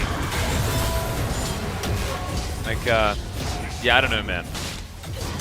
There are choices, and there are choices, and that's not a choice I'd want to make. True. Personally, but sometimes you've Whatever gotta... you said, yes. Well, Jackie Love has been found by Khan. He does have the Death Realm, but he has to take a lantern to get himself to relative safety. True Shot Barrage says no to him, as he does get back a bit of his health, but he's still relegated to the fountain for now to charge it all back up again. Experience, 369 and Knight, the only two at level 16, and the next highest is level 14. So you can tell, they're pretty good. Yeah. Caster's dead. Oh, Solo he's going to go difference. golden for a moment, but then he's there, dead. man. Good kickback, they are going to trade it. Oh my god, Caster survives! Is taken down in the end by Khan, but that is a 1-for-1 that I wasn't expecting to happen. Crisp taking a lot of damage here. 369 finally turns up as Death's Grasp just going to be used on the minions, and despite losing their jungler, Top Esports is still going to be able to break open the base in top and mid. And their wallets are heavy, I tell you that much. 12 stacks onto the Magi's here for Knight. And 2 inhibitors are going to be taken down. For the good of the colony. For Casa there. That kickback was just so sexy. Yeah, I like his mindset, you know, he's like, I'm dead, but I'm going to take one with me. Final chapter, Seraph Shield blown through immediately, but Doinbeat going to survive taking the Lantern. Now Knight by himself, going to take an extra turret shot there from the Death's Grasp. Khan lands everything, but the Shockwave says no. And Moonlight Vigil comes down, so Knight is going to die. LWX taking a lot. Jackie Love looking for the kill on the Aphelios, but he's going to get behind the minion wave and the rest of his teammates. And maybe Top Esports will back away, try and spend some of this cash money before the Infernal Drake Soul is going to spawn in 2 minutes' time. And if you want any last nails in a coffin, that's definitely one that I would be going for if I was Top Esports. Spooky Ghosts available for you, Yanja. That's cool.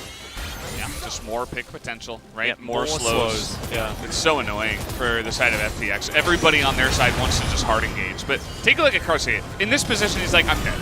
I'm going to die. It doesn't matter. Let me catch someone. LWX is right in front of him. He's like, that looks like a juicy target. He didn't die, the mechanics though. are insane. He didn't die either, which just adds nuts, man, to the craziness because he forces Khan to flash to pick up the kill, which is just not what you want at that point in time. You want him to have flash available for getting on top of a Yumi or Orianna, like he did later. Yep. And stuff like that. Like, remember as well, like, Casa is a 2015 World Championship semifinalist. Like, he's been playing this game for so damn long. He's been around. He certainly has. I think he's a little bit of a LoL boomer, if we could say so. Straight up. But, like, Yeah. that was probably one of the, like, you couldn't have executed that play any better on the Lee Sin. So just showing, there's a shout out to the boomers, guys. Oh, yeah. You can be old, but you otherwise can known still as veterans. But veterans. I like calling them boomers instead. Just come back, score. We need you. Great shockwave onto Tien, but he's not going to be doing this time. Doinbeat, Realm Warps in, says 1.5 versus 5. No, I don't think I want it. Teleport to come through. Good hook there to deny 369, but it wasn't the target that he wanted. Maybe if that was Jackie Love, then maybe he would have gone in, but yeah, no, the Renekton's a bit scary. Also rocking the SKT skin as Doinbeat takes too much damage there. Lantern's going to get him to relative safety. LWX with some scary guns, but no scary items. As Jackie Love just moving on forward. Not landing the Mystic shots just yet, but they're at least able to take down this turret very, very low. There are super minions on the Nexus. So Top Esports easily break open the bottom side as well. All inhibitor turrets are dead. This inhibitor probably will follow suit. As LWX tagging people up there with his Calibrum. And now the Infernal Soul just going to be locked in for free. I believe Moonlight Vigil just went wide. And FPX probably going to spend some time on the fountain here as Casa, he'll do this on by himself. First time I've seen a Dragon Soul just be soloed out by the jungler. Yeah. But that's just how far ahead Top Esports are right now. Yeah, it kind of shows you the state of the game, right? It's like, okay, that's not supposed to happen. And they're just going to go ahead, roll this Infernal Soul into a Baron. Jackie Love's done some damage, by the way, guys. Yeah.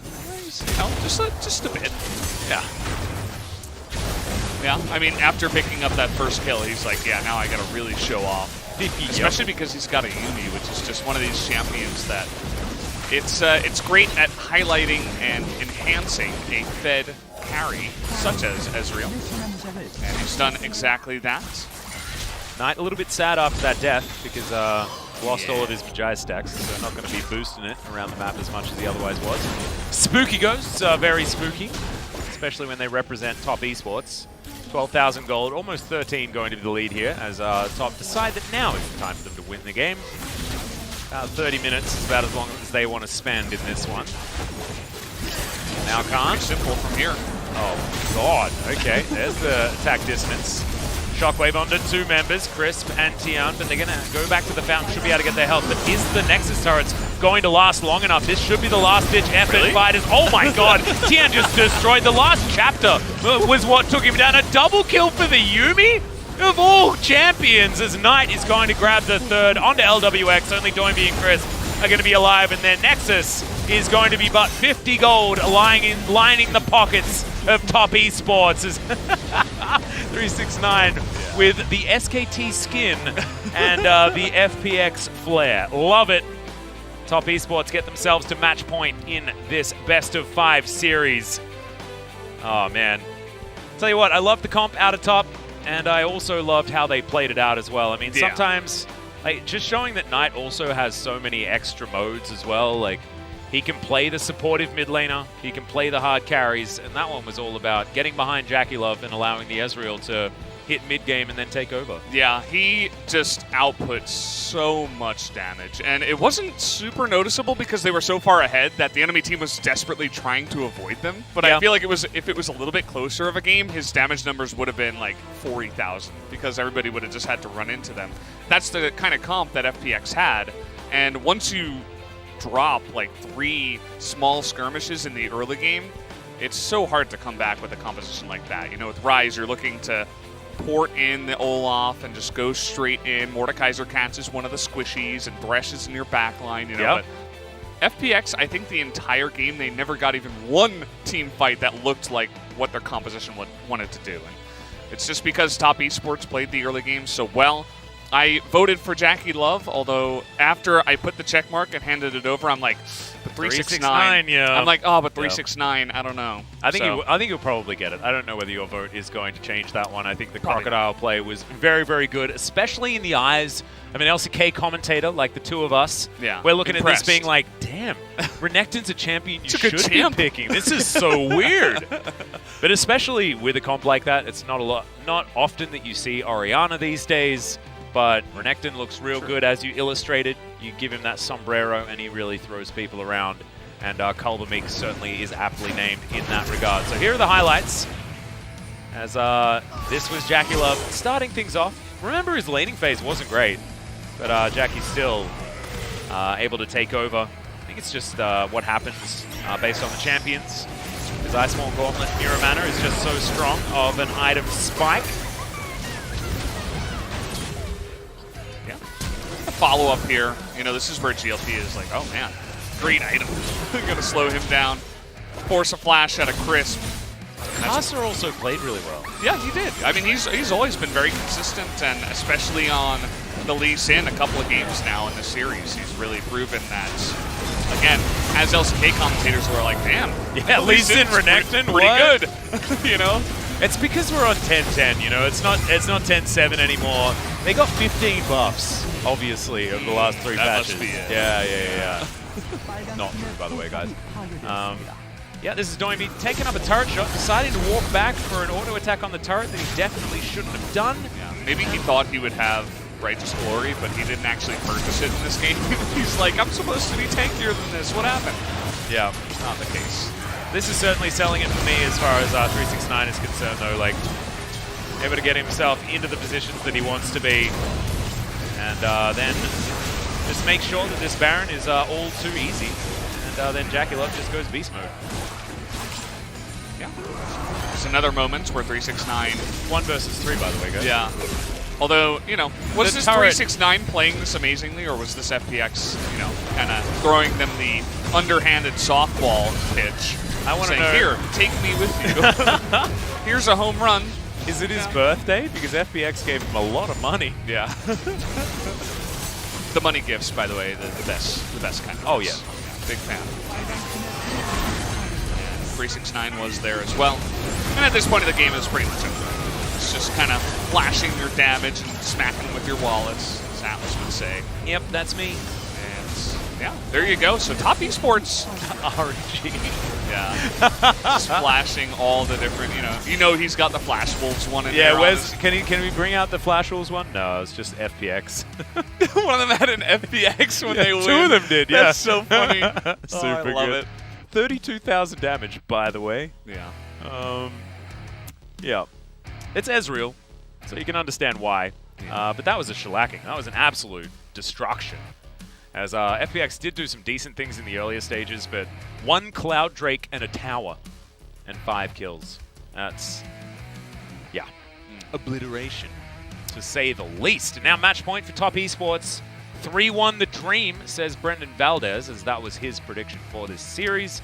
Mine is out the window. I didn't think that FPX were going to be able to take a game off Top Esports, but Khan proved us wrong with his KL pickup, which was very, very strong. they just got that one game where they got the weird picks that caught top esports off guard. Like the Galio comes in, which isn't exactly weird. Actually, Karsa's going to pick up the player of the game. I think that's here, fine. I think that's fine. Yeah, I'm glad you did highlight it there when we were looking at the highlights, because he did actually have another fantastic Lee Sin game. I do think that 369 probably deserves was number one, but Karsa, I'm not angry about this at all. I think they're both up there. Yeah.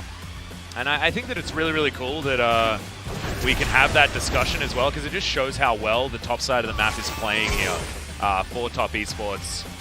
I mean, Knight always good, but this time certainly taking a back seat as far as his champion choice. But still, flashes forward, super soakers TN.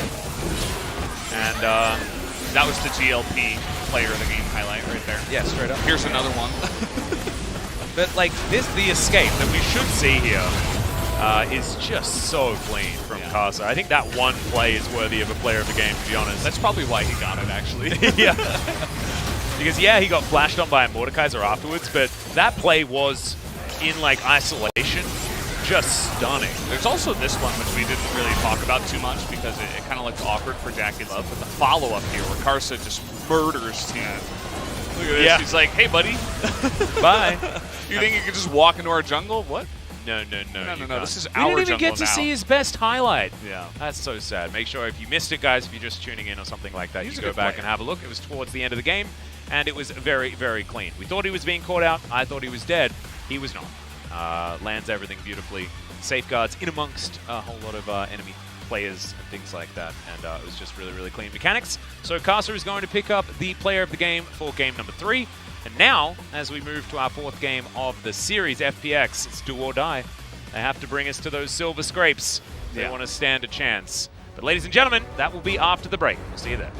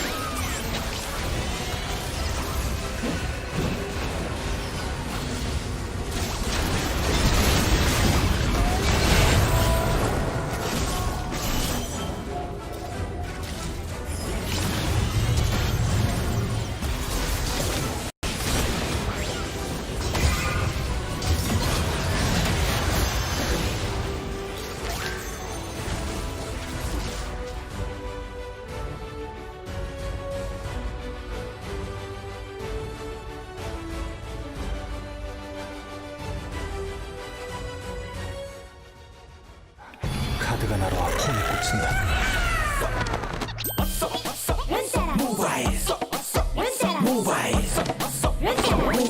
다른 말로 LOR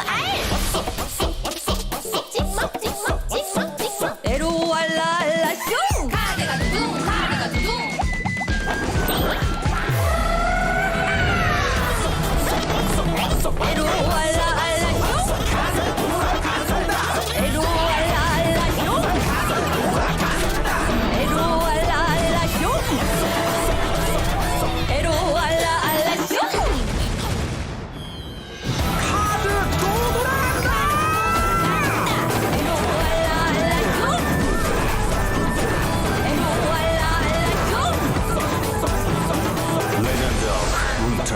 모바일.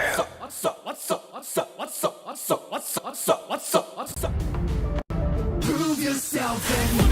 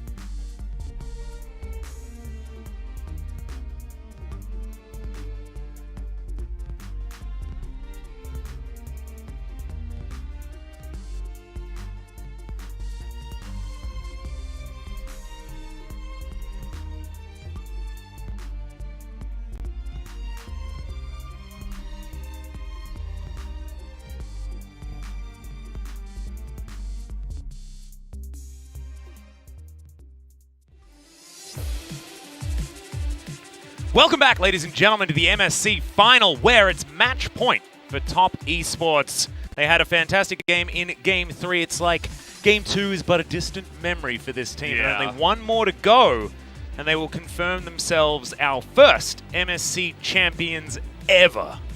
Yeah, it does feel like that was just one little road bump to what everybody was expecting, right? After Top Esports absolutely dunked Gen G in the semifinals, I feel like most people were just saying, okay, they're gonna, roll over FPX here in the finals, and they're gonna be declared the next best team right now in Asia. Props to FPX for winning that one game, but I think they just caught Top Esports off guard. Yeah. They had a much better draft that time in Game 3, and I wouldn't expect anything different in Game 4. And I think that 3-1 prediction should be coming true here, Max. I think so. I think Brendan Valdanalist Valdez is certainly on the money by the looks of things. Quite a few of the analysts actually suggested a 3-1. I was a little bit overly optimistic about Top's There were a lot of chances. 3-0s, though. Yeah, I was one of them. 3 or yeah. 4, at least including the Korean side of things. Yep. And I believe LS was also on your side with the 3-0. Yep. So, I mean, it's not a bad prediction either. I think Top Esports certainly are proving anyway after that loss that they are the better team. 369 giving a little bit of He's a happy big boy. smile. He is a happy boy. It's certainly a confidence player as well. You can tell by all of his interviews. Certainly comes across as cocky, but I actually really like a confident player. Yeah. I think Khan represents a player like that as well, but he's on the other end of the spectrum at this particular juncture because he's had one good game, but the majority have certainly been 369 playing very, very well. So, we are going to have a change of side, and that might help FPX find another one of their genius drafts, but I don't think they're going to fall into that the Kale trap yet again. So let's just see whether there are any more options here for FPX or whether the series is just over with a Top Esports win. And here we go into Champion Select for potentially our final game if Top are able to reign supreme. But it's not over till it's over. We've got one full game at least left to play. See whether Top can retain their consistency.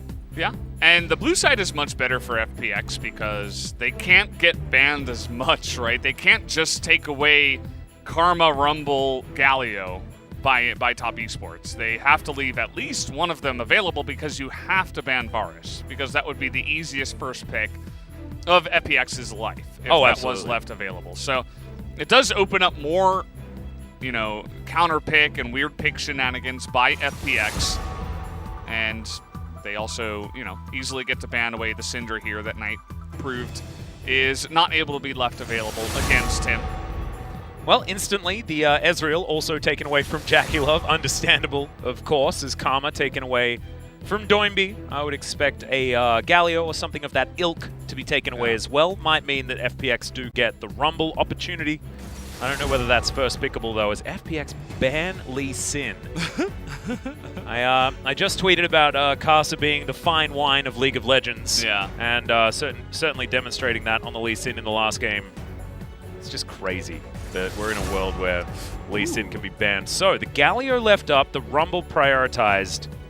And they could take away Galio here, but they don't have to. The Aphelios, once again, going into the hands of LWX. We'll see whether it will be better off this time around.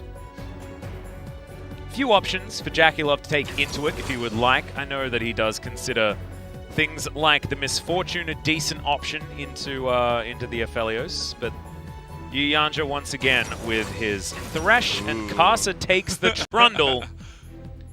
Certainly some pretty standard pickups here, and we'll see whether FPX do lock away something like Yuumi Olaf here. I would like those two. Thresh and Trundle. Thrundle. Thresh and Trundle, or Tresh and Trundle. They work really well together, just in the amount of pick potential with the pillars that come in. Ooh, I like this. Oh, hell Tien yeah. taking some inspiration from Kanavi. He says, hey, I can do this. And again, they pick up the Renekton. They like that in the last one, as Doinby is flashing a gigantic smile after that pick, as the combo of Nidalee Renekton returns to the Rift.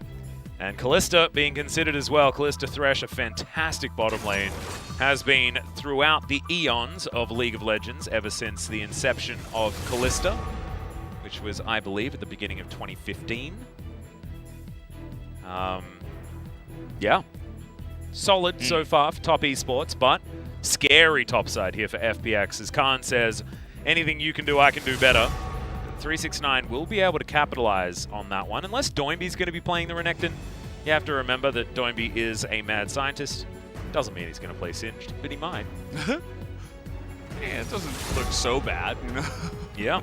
Against their team, you can lock down the Kalista pretty easily with that kind of a pick, but they're not going to go for it, most likely, as some beefy boys and girls in the bottom lane are going to be denied. Leona and Nautilus off the board to go up against the Thresh. He would like to hook something a little bit easier to kill. Yep, waiting for Crisp to pick up that Blitzcrank. When the other hook is taken away, just use the next one. As Wukong going to be the next ban against 369. His Ornn also taken away as there's Knight Zoe. Mid-game looking very strong for top esports. I actually love Zoe and Trundle as well because the pillar can allow those paddle stars to really land with ease. Not to mention things like the death sentence as well. And Crisp decides that they need some more defense there towards the bottom side. A Devour will certainly be something that could help out. But this is what I was talking about. And Blitzcrank will be locked away. Prophet Atlas strikes again. There you go. Game 4. Wow. Nailed it. We actually learned that Yen's name is Prophet. Yeah. So maybe that's why your prophetic skills are increasing. I'm glad that I'm now really happy because Wadid's friend actually let him know that Yuyanja's name means prophet. So now we yeah. Yes. So now we actually utilize the information. I actually thought we'd never use that information. Lucian. Oh God, please. Please not Lucian. Yeah, this would be 369. Not like this. Not like this. Oh well, I guess No. I guess we get to see No. what Chinese Lucian top is. We've only had the Korean versions recently, and they have been terrible. Yeah, the Shy kind of proved to everybody that it shouldn't really be picked, and then someone else picked it up and failed on it. Yeah, that was right? Rascal. Rascal. Yeah. Yes. Okay, Not well, good. We'll have to wait and see if 369 has got what it takes. This is a lesson on how to int the draft in one pick, and they've done it. Although it is certainly sticking with their long-range pick potential, as the culling can certainly lock down a target that has been slowed or rooted or stunned in place. But top esports are all in on the mid game. FPX, very similar situation as it was in fact the Renekton in the mid lane, as all of the magic damage is being relied upon by the Nidalee. And this is something that our friend LS has spoken about many, many times. It's sort of having... It's like a Karthus comp, but with Nidalee instead, right? Yeah. You incentivize building armor so that Nidalee can do true damage in the mid game. And we'll see whether that's something that they are going to be able to capitalize on. But this Lucian is just going to be ganked over and over again, and not going to be able to bully the Jace as much as they would otherwise like. So 369, I mean, they saw the comp, and I think that, like, most people can understand that there is a high chance that Doinby is going to be playing the Renekton. Yeah. Like, Khan's a Korean. We don't like Renekton. We don't like him anymore. And Khan might still be in that camp, not entirely sure. He only recently did join in with FPX. But let's see how this game goes as we get into game number 4.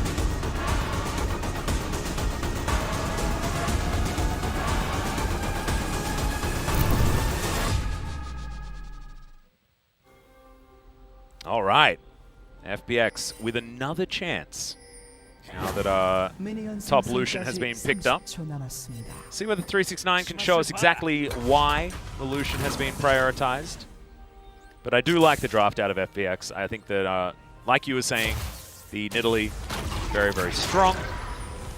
And top were thinking about whether or not Khan was going to face check into that brush. He didn't. And looking over top side, yes, their mid-game is still very strong, but FPX is also geared around that with the Aphelios to allow them to scale a little bit later. So let's just see how it goes. I just look at the player cams, and Knight is just laughing, and he's got a giant smile on his face. It's clear that the players are having a lot of fun as they're playing these games, so that's always nice to see. He did go for Unsealed Spellbook in this game. Just taking a look at some of the other runes here. Don't really see anything too strange. No Scorches, even for the Jace up on the top side. You generally see Scorch, but perhaps in this case wants to have a little bit more scaling, as it's not the easiest lane for him into the Lucian. Yep, 369 gets to this lane and starts bopping it around, as you can see. Throwing abilities into the minion wave to make sure that he has this shove as early as possible. And we'll be able to lock down all of these creeps. Khan's going to be absolutely fine, though, as he does get the first blood as far as damage is concerned onto the 369 with his Shock Blast. See how Khan navigates this one as Yanja gets himself into the brush. Crisp, he's going to have a rocket grab. He could possibly move Yanja around, but there's the flay. And LWX taking a fair bit of damage here. Crisp not going to be throwing out any hooks, because as soon as it's on cooldown, you are a sitting duck. And the Blitzcrank not working so far. But Thresh Callista is an absolute bully lane. And you're not going to be doing much level 1 as an Aphelios. Yeah, it's a pretty fun time. Down there in the bottom side, you got hooks versus hooks. Who's going to do that better is the real question. Although the play is definitely the best level 1 skill. Although I don't know if you can say that against Rocket Grab. I guess Rocket Grab would be better. But anyway, they do have the push coming in down here. Ooh, that was close. Really wanted that minion. Sets it up pretty nicely for LWX to lock it down. So there we go. That's why. That's why you go for the hook onto the creep. Oh boy. GLP picked up here by Knight. Yep, had that one for a little while, but the trouble bubble goes wide. Tien, now a possible chance to look at Knight for a kill. And Knight moves on over at exactly the right time. Caster's in here, good avoidance on the spear. He's going to be not going to quite get into slice range. Primal Surge helping keep Tien healthy. No one's going to be walking over any traps just yet.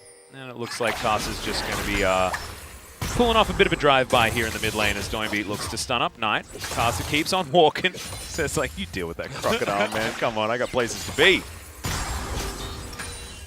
Yeah, he has to move to the other side of the map to pick up the other Scuttle Crab because Nidalee was just dominating him over there. Tien's even going to get more aggressive, as you can on the Nidalee. Take away the Krugs here. 369 just playing under turret, has to ward it down, knows there's the danger of having a Nidalee in his face very soon. So he's even going to push out the minions at the same time and feel safe with the ward. Playing that defensive kind of situation pretty well. It's 369. Yep. He's running out of mana just a little bit here, but sitting on a couple of biscuits is going to help him. Khan taking a bit of piercing light damage. Always the dream to be able to hit the minion wave and the opponent. As we are Ardent blazing it as best as we can. Another playback here on the bottom side. LWX with his Gravitum going to get some stuns, but Jackie Love locked in place. Yanja looking for that death sentence. Which target's he going for? As that's the return hook. Anything you can do, I can do better, says Crisp. As Knight goes down extraordinarily low. Didn't have to flash, though, there in the mid lane as we head back down bot. Well, nicely done by the side of Crisp. You know, he understands this matchup very well. If the Thresh gets even a little bit too aggressive, you can really punish him by getting under turret and pulling. Yep. Top lane just going even. There's really not that much fighting actually happening up here. There's not much trading. You can see that Khan, though, has used all of his stacks of the Corrupting Potion. There has been a lot of focus up here from the junglers, at least, as here comes Doinbeat. Yeah, Khan ran out of mana. One more auto attack, but Doinbeat flashes forward, culls the Meek. And Lucian top continues to be terrible. Yeah, get dunked on. Yeah, basically, as Karsa. There's no flash for Doinbeat, but he is Renekton, so. Yeah, acceleration gate comes out. 369 going to be able to teleport back to the lane. So not going to suffer too much on the farm values. And Knight does get a fair bit of time here with the mid-outer turret. But, I mean, that's about all you can say. And you can see Doinbeat, he's at 44 CS. He's absolutely fine. Teleport comes back in from him also. And therefore, no harm, no foul. Doesn't miss out on anything. Just grabs himself first blood. Bilgewater Cutlass completed for the Renekton, so he'll be able to slow down Knight if he feels the need. And yeah, why did you pick Lucian? Good question. I don't know. Come on, Val Danilis, tell us. Hopefully he can prove somehow that it's that's better than we've seen, and unleash the true potential of team fight Lucian skating around the team fights and doing some insane double taps and crits and stuff like that. Yep, I think the best Lucian in the world is Chinese, you know? It's definitely Uzi in my opinion. His Lucian has always been absolutely fantastic, but that was a different time. Tien up toward the top side. Yeah, top lane Lucian, guys. The Dream avoids a lot of that damage, though, as the culling goes into the Nether Realm. And Doinby's here once again. Bubble going to go just a little bit short. Do Dragon here, I think. Yeah. Not going to. I mean, probably going to take the red buff as Knight. Does have his own cleanse. He picked up another one, though, as the damage from the Paddle Star is pretty dangerous. And red buff is going to at least be taken. No Paddle Star available here from Knight just yet, as Doinby does body block. Casa takes that Bramble back and might be able to move over to the Dragon. But as you can see with all of the attention topside, Crisp and LWX are not allowed to play the game. And they are zoned away from everything. Maybe Lucian's just a bait to get everybody to focus on the top side, and then you just... I mean, you win bot side hard. Maybe that's the reason why you pick the Lucian top. That's insane. It's like 3 turret plates for free and close to a 20 CS advantage. I like it. Maybe that's what this top Lucian's doing. It's drawing the attention of the opposition so that Jackie Love can carry. Exactly. That's the 5-head that we were looking for. And Carson never went for the Dragon. I mean, it's an Infernal Drake first, which would be really nice to get for your 3 carries on your side, but he prioritized getting the red buff instead, which, I mean, I suppose eventually, if Tien is going to spend his entire jungling life in this game up in the top side of the map, then he can just do it a little bit later, as he will now. But it's not a bad trade for FPX, because they get this Rift Herald extremely early, probably going to push in the top lane, I'd imagine, especially because the Lucian already is not doing so well, so should be some pretty free plates up there. Yep, speaking of free plates, Knight going to grab one as well, as the Trouble Bubble doesn't land onto the Crocodile. It's a big target, but not going to hit just yet. 100 gold, approximately the lead here for FPX as it stands, as Casa's looking to try and change that. Yanja straight underneath, gets the double play. LWX just dead before he could really do anything, and Fate's Call is going to reset the turret aggro. Casa takes the Lantern. A stunning dive from Top Esports, and they'll take first turret out of this one as well. Your Herald be damned.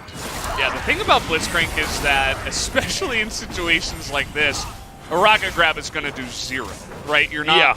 When they're all on top of you, it doesn't do anything. It CCs the other guy for 0.5 seconds, right? So a really nicely executed dive. They're forced underneath the turret by the positioning of Karsa. As we got a little trade here in the mid lane. Ooh, bubble. Knight turning this one around nicely. 300 health. Spear is going to go wide. Portal jump.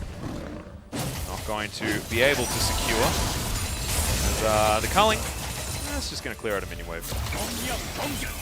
Good relentless pursuit to get out of the way of the empowered shock blast.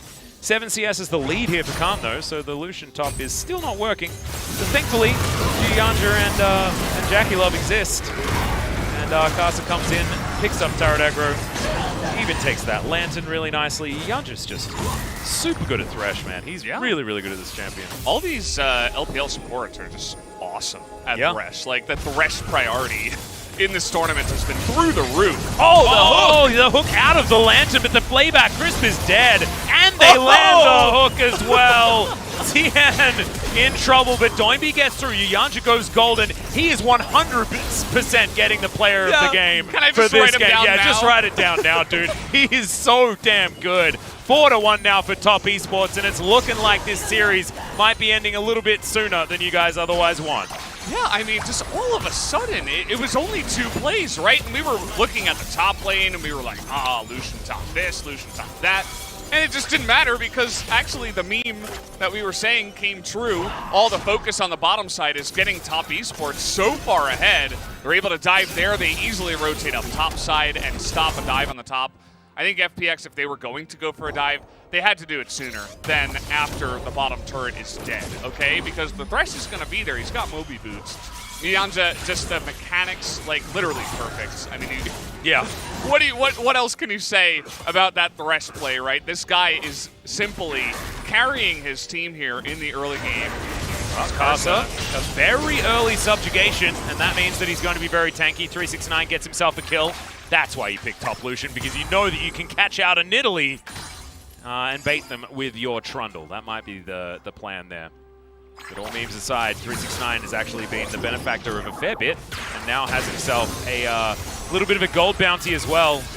Bilgewater Cutlass there from Doinby onto 369, but that's not going to lock down a Lucian by any means. Now Yuyanja looking for what? Goodbye. Not the first time he's done this. Exactly. Series. That is like the LWX classic play. FPX, they're just, I don't know what's going on. All of a sudden, they lose 2 team fights, and now people are just running, you know, that's running down running top, it down. running it down in the river, just getting caught, running left it down and right. mid. Like, just watch this again. I mean, we don't even have to say anything. At first, you're like, oh, Chris, wow. But then you end up flash, play, hook, perfect, gets the first one, follows it up, stopwatch, perfect timing, and then he's going to play. And gets the play back. I think he catches another one. No. Well, he still did so much stuff. Carson, let's watch great the in parade. Yep. By the way, 8 out of 8 for sure for this one. Yeah, I'll give it that. Like, you take away, you subjugate Doinby. He's dead, by the way. Yep. Truly subjugated. Might be dead too, though, as Tien. That was incredible. The Trouble Bubble, fantastic. The insta-cleanse on something was pretty good too. Might have cleansed a red buff. Maybe. Not sure. No red buff on Tien, so. Sometimes you just want to press cleanse. Oh, he has Nimbus Cloak, so of course you use it for the movement speed, so no. It was a good idea. Tactical play. Gets him out there. And you know what's great about this for top esports is that now that they're ahead, their composition is so good against what FPX have, right? They're going to be, once again, great at slowing down the enemy team, stopping engages, kiting them down. It looks very similar to Game 3, except, you know, different champions, but a very similar idea in terms of what their composition does against what FPX is bringing. Oh, okay. Okay. Doinby's dead. Like, what? Well, he does flash on top of Jackie Love, but Jackie Love's still probably going to be able to do this. Gets the Ren. Now Khan able to lock down that kill. Yuyanja not going to go for that 1v1, but he has backup incoming. Blade of the Ruin King there gets him a bunch of extra movement speed. There's the Flash Moonlight Vigil, though, from LWX. Oh my god, the damage, but not quite enough as Yuyanja gets rocket grabbed and a double kill comes through for Khan. It's a bit of an int-off here for both of these teams. As we're going to check this one out once again. This was possibly just the bait. Was this a solo kill from Knight? Must have been. Oh, that sleep. The angle perfect. My god, Knight's pretty good at this game, isn't he? I guess he must have picked up some items because he really just destroyed that Renekton in one shot. I like what Doinby did here. It was actually enough to get Jackie Love down low enough so that Khan could just flash kill him. And there's nothing that Yuyanja was going to do there. And what is top Lucian going to do also? Top Lucian. Yeah. Showing off his stuff. I think, like, if it was Aatrox instead, is that ever worse in any way? I mean, yeah, I think that's fine. Yeah, I don't know. He might have had a slightly harder time in the lane, but I guess still the Lucian's behind, so it doesn't really change anything in that case. As top esports still in the lead after that little, you know. Yeah, they had a soiree into little dance, gifting things over as Yuyanja gets the flash hook. All too easy. That's the peak potential of this stage of the game for top esports. Yep. No one is safe if you are outside of your turret range, guys. And Knight well and truly online as well. 1-0 and 5. This guy just always has a good early game. Yeah, his mechanics too they just always seemingly on points, regardless of what champion he's playing. I mean, he's played 4 different champions now, right? He played Syndra, Orianna. What was the second game? Cork? Yes. Yeah. I think, it was. And he's 100% loss rate, I think, on Corky so far this yeah, tournament. It's like the only thing that he loses on is Corky. He's well known for it. Shirley has a very sore head at the moment after getting a couple of charges. A lot of extra money though, as you can see. 369 now towards the top side. He's going to be taking down this inner turret. Doinby is by himself bottom lane, no teleport. And therefore, Top Esports are going to have complete run of the jungle over here. Even Casa farming in the face of the Nidalee that's a level ahead of him. Agatha runs back to her little perch there, as we're going to have a bit of a reset at the top. And Ocean Soul is upon us this game. A couple more of those for Top Esports to lock that one down. 2.5 minutes time for that one to be up. Yeah, it would be pretty nice for the poke comp that Top Esports do have. Another, this is like from so far away, right? Yeah. This is like 200 light years away, right? It's from the other side of the map where Zoe's just like, oh yeah, you remember me? I'm a pretty fun champion. And yeah, Tiana's just like not having fun on this Nidalee. He regrets this Nidalee pick so much now. Well, I mean, this is the problem with Nidalee, right? She's such a feast or famine pick. It's a real gamble. Because if you don't have the early game that Kanavi had in every single game that he played this champion, you are basically not a champion, right? Just because you are based on being able to skirmish and do a lot of damage as a champ that doesn't really offer too much utility outside of having an Athene's. But that's not even what he's building, right? Because Tian needs damage in order to be relevant in the first place, and then can build for the utility as Khan. Acceleration gate, and the hook under the turret for Fate's Call exists. And that means that Yuyanj is going to be absolutely fine as Crisp going to get hit by the bubble, and the double body block comes through, but 369 there with the culling. And just zoning away 3 people on this Lucian. Lucian's looking, okay now, right? I don't think this game has to do anything to do with Lucian, to be honest, my dude. I'm memeing. I'm just like, yeah, this is a good pick now. I'm actually scared. I don't want people to think that Lucian is good because of this game, because he's going to win, Because it's still bad. It's still not a good idea. Yeah. To pick that A lot one. of other champions would have provided so much more. I mean, yeah. The Ornn, I'm not sure if the Ornn was available. I think it got banned. No, it did get banned, yeah. Ornn could have been good. Ornn Wukong were banned, I think, in the second round. As Khan easily picks up the red buff, thanks to the leash, guys. Yeah. And I don't know what happened. This feels like the second or third time this series where Top Esports get ahead and then all of a sudden FPX kind of just lose their grip on the game. They start just running into the enemy team when they're behind, looking for plays that aren't supposed to work. And Top Esports are just much more collected as a team, and they're just playing very calmly and much better, just straight up. And it feels like these mid games are just so one-sided because of that. And that kind of feels like the way we are seeing this game play out once again. As 369, really good, just saying, okay, I don't know exactly where they are. They could be in my jungle. I have to respect all vision because I have none. And he's just able to avoid any kind of gank. And that's all that Tian can really do now. He's like, if I can just lock down one person, get a shutdown for my Renekton or for myself, maybe I could come back and begin to do some burst damage in this game, but it's just not meant to be. 369 is playing too smart in this top side. Yep, walking over a control ward, decides he doesn't want to take that one down as Khan lying in wait.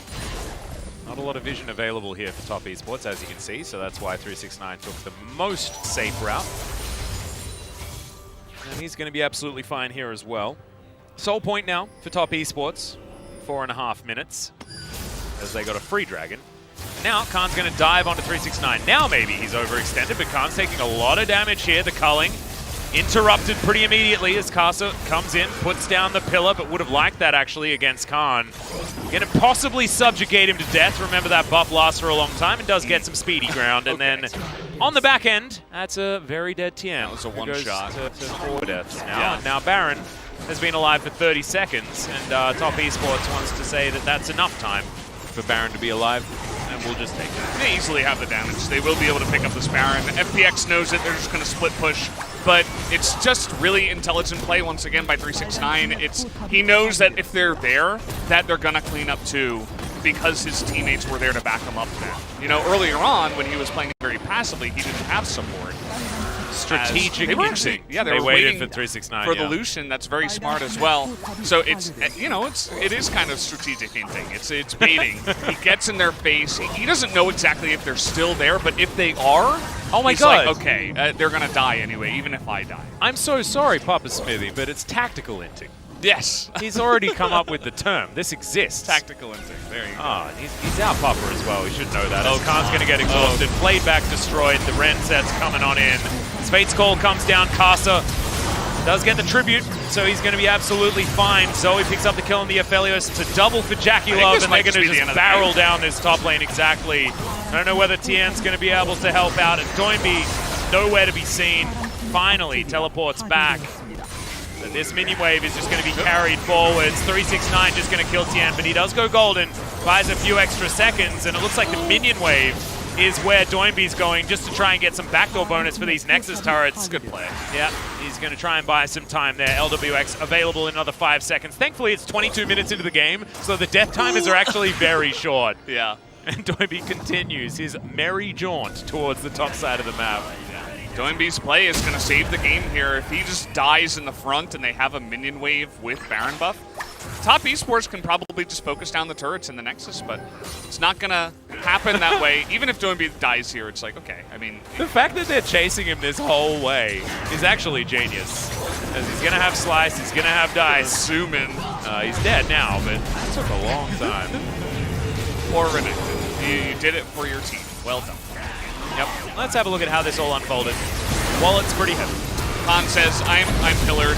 He shouldn't be in range to get pillared there. Like, that's, you know, that's what their comp does, right? You're going to get pillared, then you're going to get bubbled, then you're going to get played. So you just can't get in range if you're by yourself. Once he gets pillared, he has to jump in, so it looks silly. And it was just kind of like the dominoes falling one after the other. And I love how the Observer highlights this. He says, hey, you know, it's not about 369 picking up a kill on Fiddly that has 0 armor. It's about Doinby keeping this game alive. Yeah, by kiting those minions away. It's so desperate right now, even so. I mean, it's an 8,000 gold lead at 23 minutes. But still, he keeps it alive. He gives them a chance, even if it's a tiny one.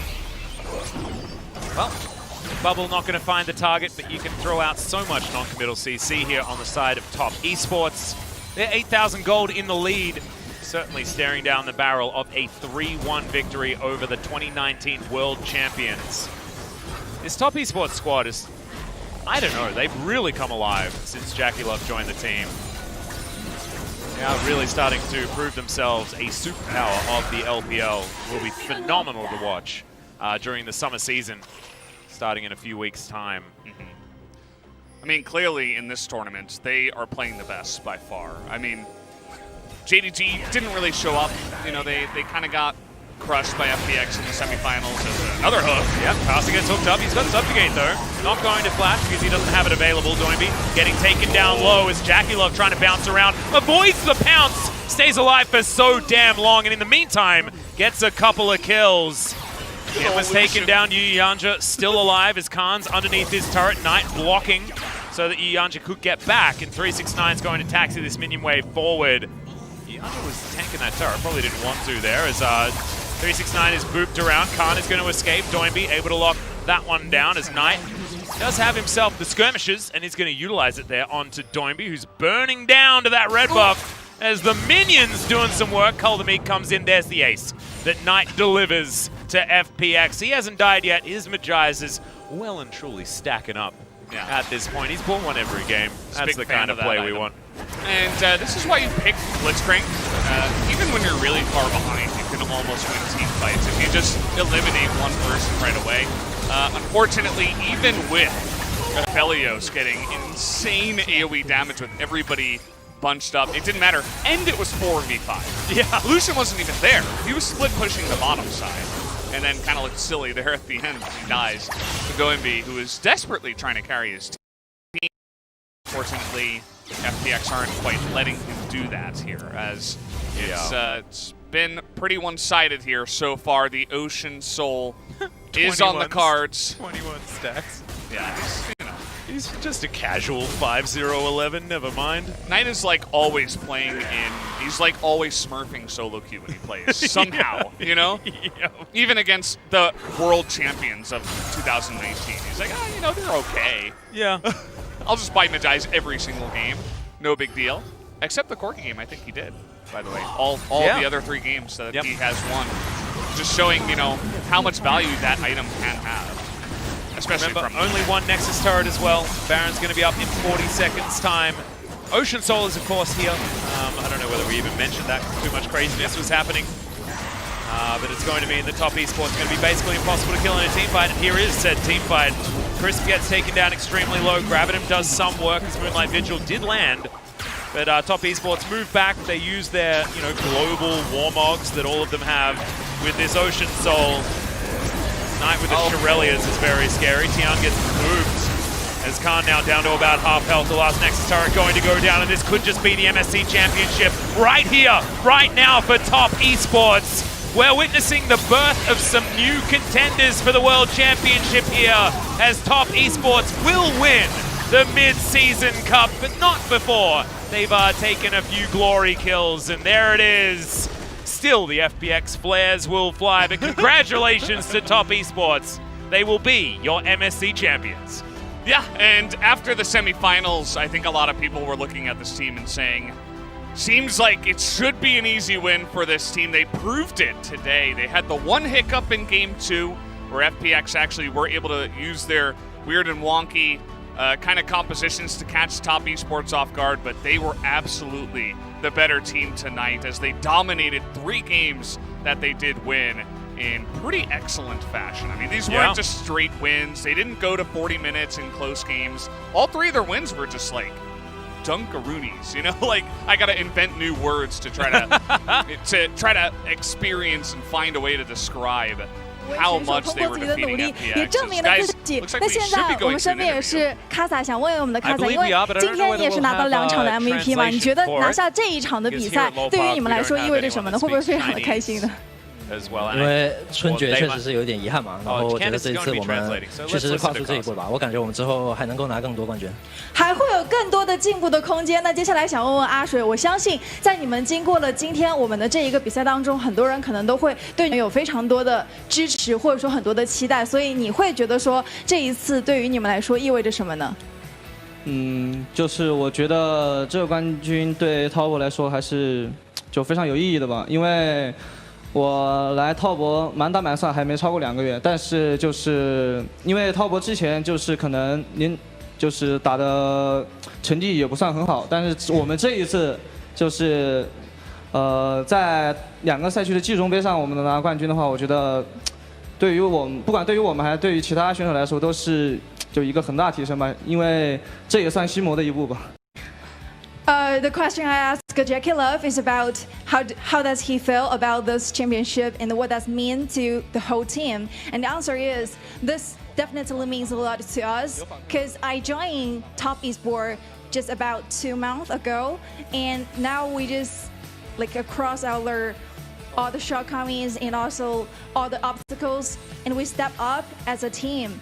The next question I would like to ask 369. How do you feel about Lucian pick at last skin? 最后一场的时候，为什么会那么自信的在 counter pick 的时候选了卢锡安呢？因为就是觉得就是很自信吧，就觉得可以，然后但是可能打出来效果不是很好，回去还会继续练的。I'm pretty confident, so I pulled that kind of Lucian pick out, but I didn't perform that well. But I'm pretty confident of that champion. The next question I would like to ask is Knight. So, how is it feeling about this championship? Because it's the first championship of top esport and it's in international competition. 想问一问，就是 Knight， 你觉得这一次拿到你们的这一次的季中杯的冠军，感觉怎么样呢？因为这是你的第1个冠军，也是第1个国际赛的冠军嘛。感觉挺开心的吧，因为从来没有感受过拿冠军的感觉吧，就也挺重要的。I'm very happy that I can take this trophy home because I never won a championship, and I'm very happy about that. Next question is for Yu Yanjia. It's the support of the team. So, how do you feel about this championship? Because really good job with your like all kinds of champion, like the support champion with the hook or the Yumi。你今天表现得非常的好，你作为一个辅助选手，今天就是无论说是锤石还是Yumi都玩得很好，所以你自己的感觉怎么样呢？拿到这次冠军？还可以，心情挺开心的。I'm pretty happy, just very good。别给我们。接下来想问一下我们的球球。球球在后台看到兄弟们拿到冠军之后，你什么样的感觉呢？会不会非常的开心？当然开心了，有点酸。I'm very happy about this championship, but I'm kind of like jealous of how my teammates can play on the stage, but I'm just watching back on the stage. 最后要问到是我们的教练。So how do you feel about this championship with the whole crew and just made to the top of the mid-season cup？ 你今天是看到大家能够走到这里，然后走到巅峰，看到大家能够付出努力，然后得到回报，是什么样的感受呢？一个是很开心，一个是很激动，因为就我加入滔博也很久了，但我们一直没有拿到冠军，所以这次冠军对我们整个队伍来讲都是意义非凡的。然后我希望就借着这个冠军，我们在夏季赛拿到好成绩，然后能够去 S 赛再拿一个好成绩。I'm pretty happy and excited that we can work out with a team because I joined in top esport for a very long time, but we now can win this kind of championship. We hope we can perform better, like later on in the summer split or even in the Worlds. Congratulations to you guys！ 再一次恭喜我们的滔博能够获得我们这一次的季中杯的冠军。那接下来我们邀请到的就是本次的颁奖嘉宾，也是来自拳头游戏中国区的负责人林松先生上台为我们所有的冠军选手们颁发属于他们的奖杯。让我们掌声有请，有请。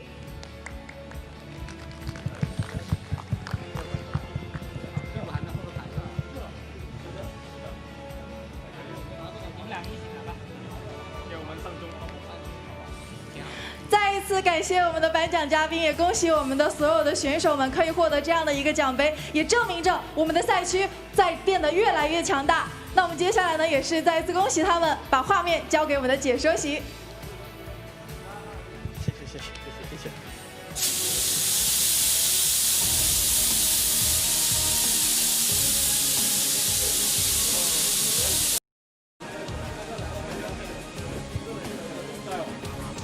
And congratulations to Top Esports, winners of the first LPL versus LPL International Final.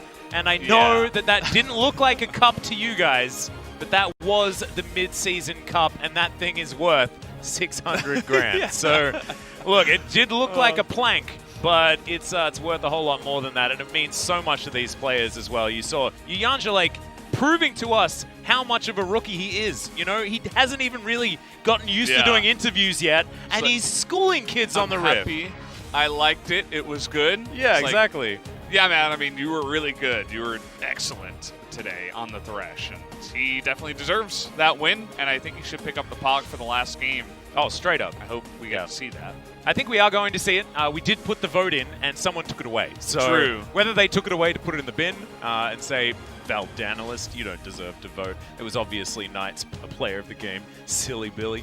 But no, that's not what they're going to do, and hopefully we do get player of the game for that final match because Yanja deserves it. And I think, you know, for a player like that, deserves an accolade here on this stage for honestly playing well in every single game. So a 3-1 victory for Top Esports. And FPX, it was good of them to make it to this end of the tournament. I don't think a lot of people were expecting them to even make it out of Group A. If we cast our minds back to the fact that T1 was in that group, and T1 and Top certainly looked like better teams coming into this tournament. Wasn't how that worked out, and they were able to take down the current LPL champions in JDG to get themselves all the way up there. And us as, you know, LCK commentators, and, you know, we do provide some, you know, a little bit of LCK bias. We can't really help it, of course, having it be the region that we commentate. But it does, you know, it feels a little bit better knowing that Top Esports are actually just legitimately really, really good. Yeah, I think they would have crushed JDG again if they went to head-to-head, and they absolutely deserve this championship that they picked up. Yep. 100%. So, ladies and gentlemen, that will do it for the Mid-Season Cup. I hope you guys enjoy it, and I hope we get to do it again. But until the summer split, goodbye. I see you broken and beat, head pulled down over your eyes. Every part of you wants to surrender, but darling, you were meant to survive. With every star